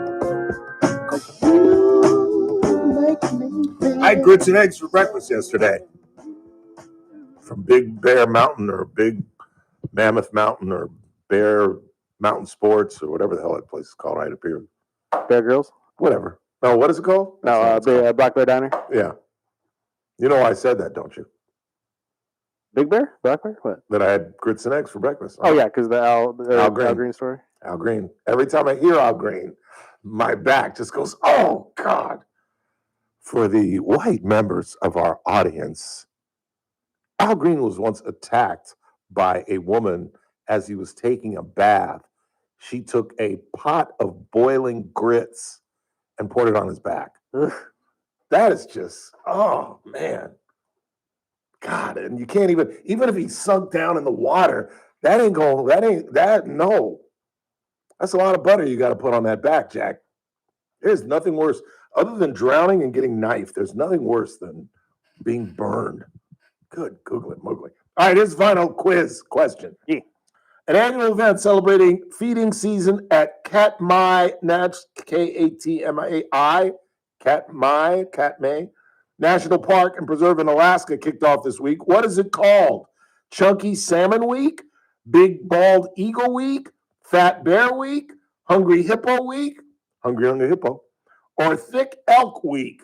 God, I want it to be Fat Bald Eagle Week so bad, but it's not. Big Bad Eagle Week. I'm going to go with the bear. Yeah, that's exactly what it is. Fat Bear Week. I saw it on the Today Show, and that is correct. So how many do we get? 7.5 out of 11. I think you got more, though. I got to think 9. I think you got 9 out of 11. I only got 7.5. I'm not struggling. Don't pay attention to the news. What's the matter with you? 842-5376, 842-KERN. Anything on the board? Yeah, I got a couple here. What do you got? I am going to butcher this girl's name, but Najari Kennedy, I believe is how you pronounce it, is the softball player that transferred that is now making $1 million a year. Oh, is that right? Yeah, she went from Stanford to Texas Tech. That's exactly right. That's exactly right. Somebody just wanted to tighten us up on that? Yeah, I believe so. Yeah. $1 million to throw a softball. Unbelievable. And she was incredible. Yeah. I mean, that the game before, and then she got lit up. They tried to throw her back-to-back days. And she got lit up just a little bit. It'll be interesting to see what the Dodgers do tonight, now that we've clinched. I hear Seattle might be playing a lot of the bench guys. Well, yeah, they've already wrapped theirs up. They've wrapped it up. But it's going to be a fun weekend. Watch, see what happens with the Mets and the Cincinnati Reds. Huh? I hope the Mets crash and burn. Did they win last night? Spot. Did they win last night? I believe they squeaked one out, yeah. Yeah, okay. We are in Seattle. Ooh, they're currently losing to the Marlins, though. Who is the Mets? Mets 3-2. I told you they were going to have a tough time with the Marlins. I knew that. I told Randy that because Randy was like, "Oh, they're playing the Marlins. They'll sweep them." I'm like, "Nope." They beat the Cubs last night 8-5, and they're losing right now 3-2. Yeah, because the Cubs ain't playing anybody. Cubs have wrapped up their playoff thing. Yeah. They're not playing for anything. But it'll be interesting to see how many starters we start tonight. Game starts in about an hour, as a matter of fact. What else you got? CSUB is cleaning house. Still has another shoe to drop. Is that right? And who are you? You got to tell us who you are. I work at CSU. You don't have to say, my name is Joe Smith. But you got to say, I work at CSUB. You can't just throw out stuff like that. Yeah. You shouldn't even read stuff like that. Well, what do you know? It's like when I had to tighten up everybody about what was going on at 17, where everybody was like, oh, there's something going on at 17 because all these people are leaving. It's television, folks. It's television. Some folks left for better jobs. Some folks left because of their families. And what you don't know, well, I can't tell you that. Mr. Jeffrey told me that. He didn't tell me off the record, but it was over dinner, so I'm not going to repeat it. But you all have no idea what you're talking about. People were speculating that there were massive moves. It's television. And this really is one of the best television markets in America, believe it or not. Because if you do what I do, whenever I go to Vegas, one of the things that I always do is watch their local news. Because a lot of Bakersfield people go to Vegas. It's because it's not that high, but it's a nice jump, and you'll get an increase in pay. But they're not better than we are. They really aren't. We're a pretty good market, and a lot of things happen. We're the Florida of California. So a lot of weird things happen here. A lot of great stuff to put on reels. A lot of great stories. A lot of great live shots that you can put on tape. So it's a great market. And, these young kids, they're coming out of college, 24, 25, some of them going to grad school. They're not going to re-sign here. They're going to sign for a 3-year contract. And after about a year, they're going to start making tapes. And about a second year, they're going to start interviewing. And in the third year, they're going to give their notice. It is the whole point of television is to look at any national. You think there's anybody that's on national television now that started in national television?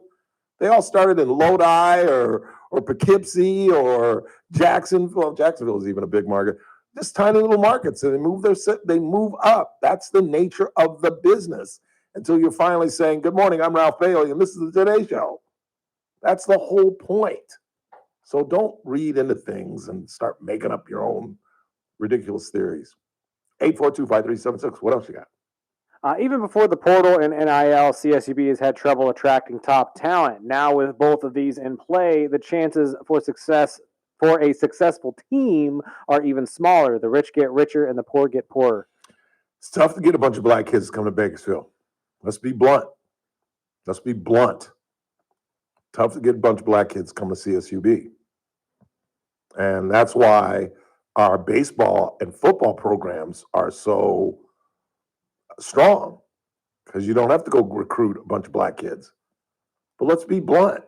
To play basketball, you got to go get black kids. That's just the reality of it. And it's tough to get them to come to Baco. You bring them here on a recruiting trip, and you take them to dinner, and they're sitting down. They're from LA, and they're sitting in a restaurant. And they look and they say, I'm the only brother in the building. The help is not even black. The waiters aren't even black. The bus boys aren't even black. I'm going back to Compton. It's tough. It really is. Or they come here and they like, okay, I'm out. I don't know. It's tough. That's why I always thought, and I'm still on the fence, would have been nice to stay in D2. We could have dominated. Why not dominate for a little bit longer? But Horace Mitchell used to bag on me for that. Like, Ralph, this is one of the greatest things ever happened to us. I'm like, well, we're going to get destroyed for a while. And then Rod Barnes got them up on their feet. And they really were successful. Remember, who did we beat? Didn't we beat like Oklahoma or some big squad the first time we got into the tournament?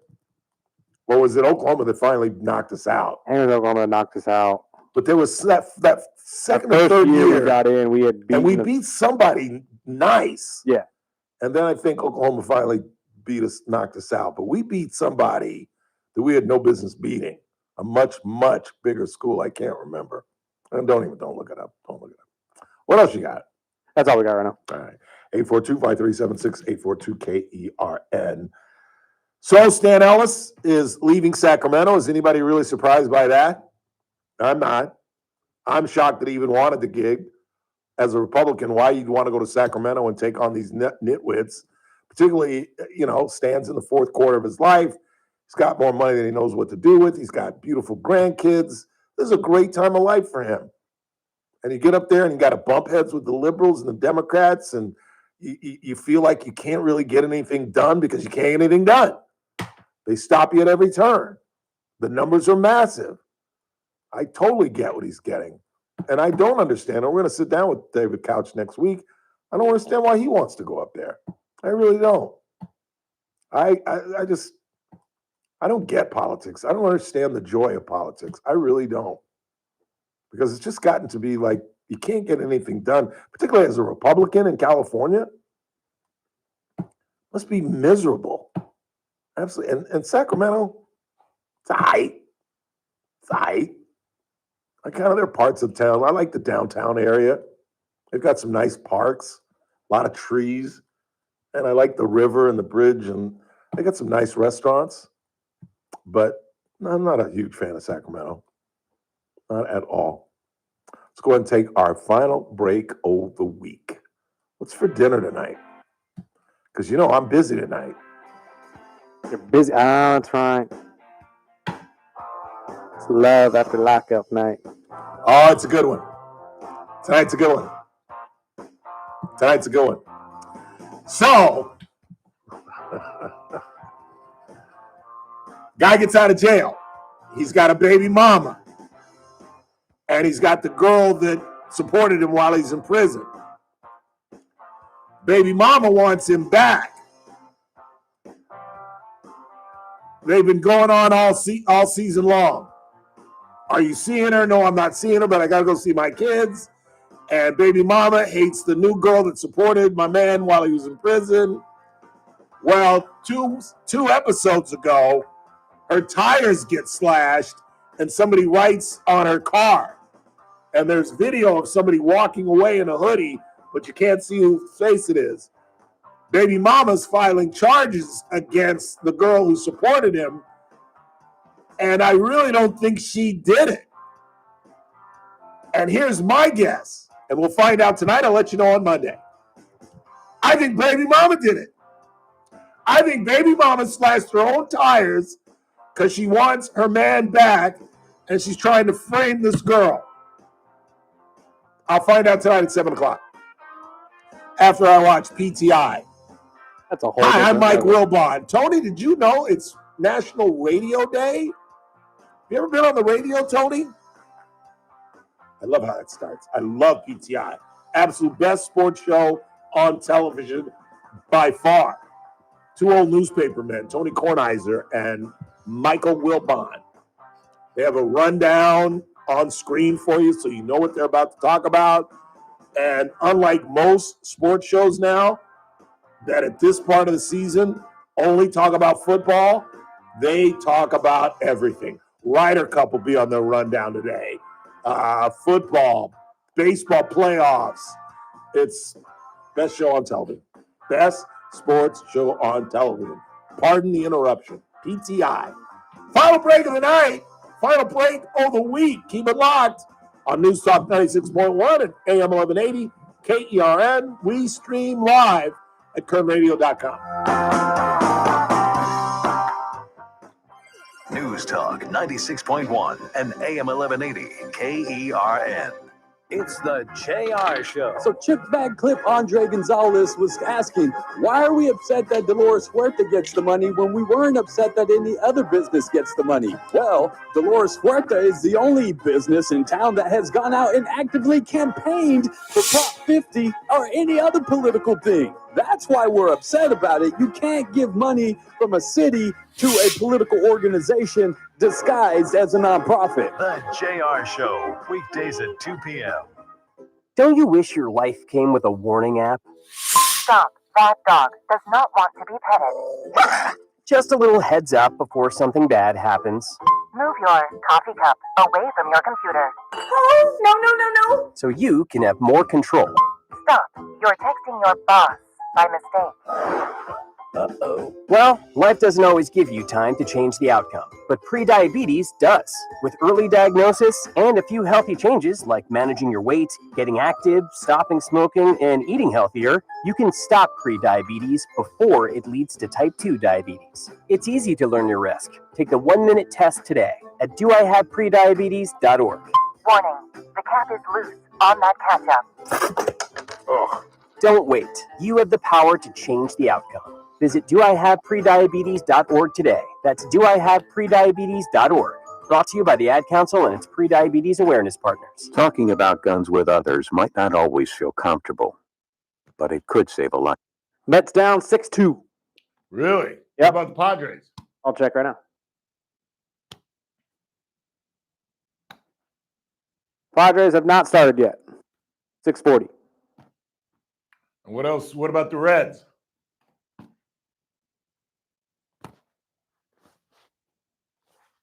Reds are tied with the Brewers 0-0. What inning? Mid-third. What is it? Mid-third. Is that on TV, do you think? Probably not. A lot of these games are probably pushed. What's the game they would show tonight? Who's Detroit playing? Got to turn your shoulders. Turn your shoulders. Red Sox, they're currently leading 3-1. What's Cleveland doing?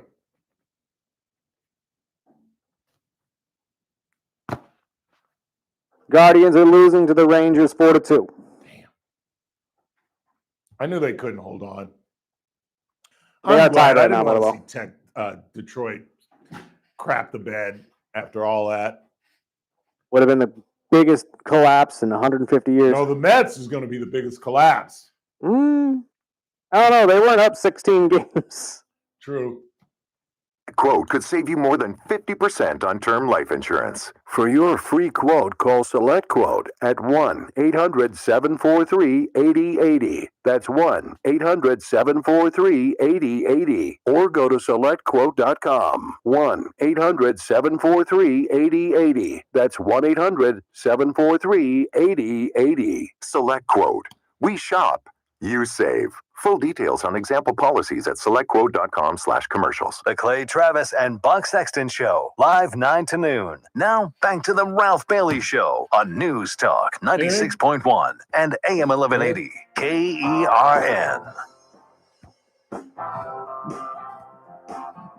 That's going to do it for us. Sounds like the out music. No, I'm sorry. I pressed the wrong button. I started the wrong music, but I was like, it's too late now. We're just going to roll with it now. Who cares? We're out of here. Nobody's listening to us right now. It's going to be a fun weekend. The people want to know your opinion on Henderson, though, the UCLA and former NBA player that's also interested in the job. JR? Yes. He's a good kid. I remember meeting him. He went to East, didn't he? And then he went to UCLA. National champion over there. At UCLA? That's what they're telling me. No. They didn't win a national championship. Under who? Jim Zorn. There are too many Jims. Jim Herrick? That's the last time UCLA won a national championship, was it? Was with Herrick? He was on the 1995 team. And the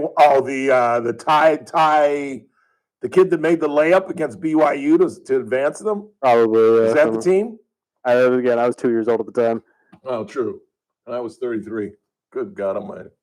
That's scary. Anything left on the board before we get out of here? Nope, that's it. I want to play catch. I want to play tag football.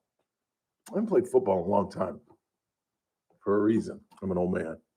But as you can tell, still got great hands. Great hands. And I swear to God, that's the first one I dropped in the break. You could not have timed that any better. I do have great eye-hand coordination. I can catch anything. We used to play lighter ball when we would smoke weed. You ever play lighter ball? Mm-hmm. Where you toss a lighter around and 3 drops and you're out? Love that. Our lead story today, if you're just joining us, James Comey being indicted for obstruction and making false statements. Grand jury rejected the 3rd count, but they did accept the 2 counts. So on some level, you can make an argument that there has to be something there. One of the callers pointed out that it was a Washington grand jury, which more than likely means there's probably black folks on the grand jury and more than likely overwhelmingly Democratic. So, we'll see what happens. I think it's a waste of time, although there is the revenge factor. Donald Trump did go through nonsense that he shouldn't have had to have gone through. They should have never, ever raided Mar-a-Lago and gone through Melania's drawers. I just like saying that. No, they literally went through her dresser drawer. That's what I should say. Her dresser drawers, since I refer to underwear as drawers. There's a difference. See, there's a difference. There are drawers and then there are drawers. Drawers is what I don't wear. Drawers are what I don't use. I don't use drawers. I really don't. My bed is my drawer and I hang up all my cleaning in my hallway closet. But my second bed is I'm just such a mess. It really is. In fact, that's what I'm gonna do tomorrow. I'm gonna clean up my bedroom. My house is spick and span. My bedroom, that's another question. Haven't been in a strange person in that room in quite a while. That's not true. Well, it kind of is, but what are you going to do? What do you got? You got anything you want to talk about? I mean, not necessarily. Got a great weekend of sports and whatnot with Ryder Cup and football, but... You don't watch Ryder Cup. I mean, I'm going to follow loosely just so I could talk about it on Monday, but... What do you guys talk about? What's your lead most times? Football is the most, at least right now during football season, but we just talk about anything national sports-wise and all the major stories that are going on. Like today we talked about Lane Kiffin's daughter, obviously, with the whole game going on with this. Really? Why did y'all bring it up? I just brought it up because I saw a picture of her. Oh, no, What's the story going around this week? Why? Because she's dating a brother? No. He's not a brother. It's a white boy. Dating? He's the that's right. linebacker. That's right. He's the middle linebacker for LSU. But the story is that she has been dating this boy for a while, but they have not been social media official ever. And then she put that picture out. That's when I was like, that's Lane Kiffin's daughter? Exactly. Wow. She put the picture out this week, obviously the week that dad is playing LSU in Ole Miss.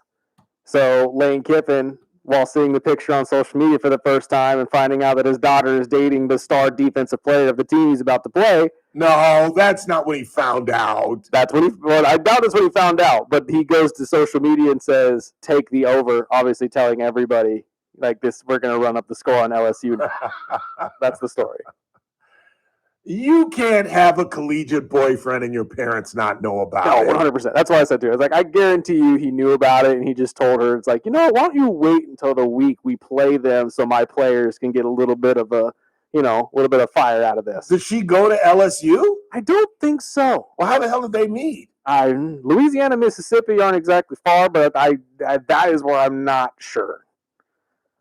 She must go to LSU. They border one another, right? It's Texas, Louisiana, Mississippi, Alabama, Georgia. Right, because that's why I've been saying that the Jackson Dart game next week against the Saints is going to be big for him because there's going to be a lot of Ole Miss people in New Orleans to watch that game. I like Brandon Lang's tip on Ole Miss. Mm-hmm. I like that a lot, and I love the Oregon game. That game's going to be fun to watch. Who's Oregon playing? It's Penn State. Yeah, Penn State is not going to cover. No, 100% not. But it's their whiteout game, and Oregon's coming with these white and black mummy uniforms that are also glow in the dark. Hey Siri, what's the line on the Oregon-Penn State game? The odds favor Penn State over Oregon by 3.5 points. Oh, it's only 3.5. I thought it was more than that. Nah, but Oregon's got a history of blowing out people. Yeah, I like Oregon big time. I'm not a James Franklin fan. I'm not either. Really not. What was it, 1-18 or something like that that's against what Brandon told us. good teams? Yeah. Like that's really, really bad. And I'm not a Brian Kelly fan either. I don't root for LSU. You know, I'm not either. He's just not a nice man. Maybe it's just because he's his long time with Notre Dame and me having my loyalties to USC, but I've never been a fan. I don't like him because he berates reporters. Yeah. See, I could never have made it on a national level. I really couldn't. I really, really couldn't. Taking a job from one of these coaches. I would be like, I wouldn't be rude, but I'd be like, look, coach, I have a job to do just like you do. Because he'll cut off a guy. I met like last week when they won and somebody asked him about the offense, and he was like, look, I'm not answering that question. We won the damn ball game. And he's screaming at this guy. And I am very sensitive to people yelling at me, and I wouldn't take it. I'd get whacked. Because he'd call my editor, and my editor would be like, I don't ever want to see that guy in our locker room. And what are you going to do? They have to capitulate to these guys. I see Melania walking up the escalator with Donald Trump that Mr. Trump thinks that they stopped on purpose. I think he's right. And look at Melania, didn't even miss a beat. She just like started walking. But Trump just stood there like, I am the MFing president of the United States. Somebody better fix this. So the story is, why'd I bring this up? The story is they're on Marine One. And he's like pointing at her. So now it's a huge story. But they bring in, it's close enough where you can, if you can, as one of my ex-girlfriends could, read lips. And the consensus among all the lip readers were, he was pissed. He was still pissed about the escalator. And he was saying to her, they almost hurt you, and I'm going to go after them. And they were first trying to say it was like a Macron moment. Remember when Macron was getting off the plane and his wife was like, get the hell back there. And he was all like, no, it wasn't at all. He was still pissed about that and the teleprompter going down. I wouldn't be surprised if it was a conspiracy. He hates the UN and the UN hates him. But I love you guys for listening all week and joining us today. I want to thank our good friend Nick Ragone. And Alan Cornell, you're on my list, my brother. We'll take your money on the golf course. In the meantime, for Chris Burnick, I'm Ralph Bailey. That's what's really going on. Wrap to you Monday.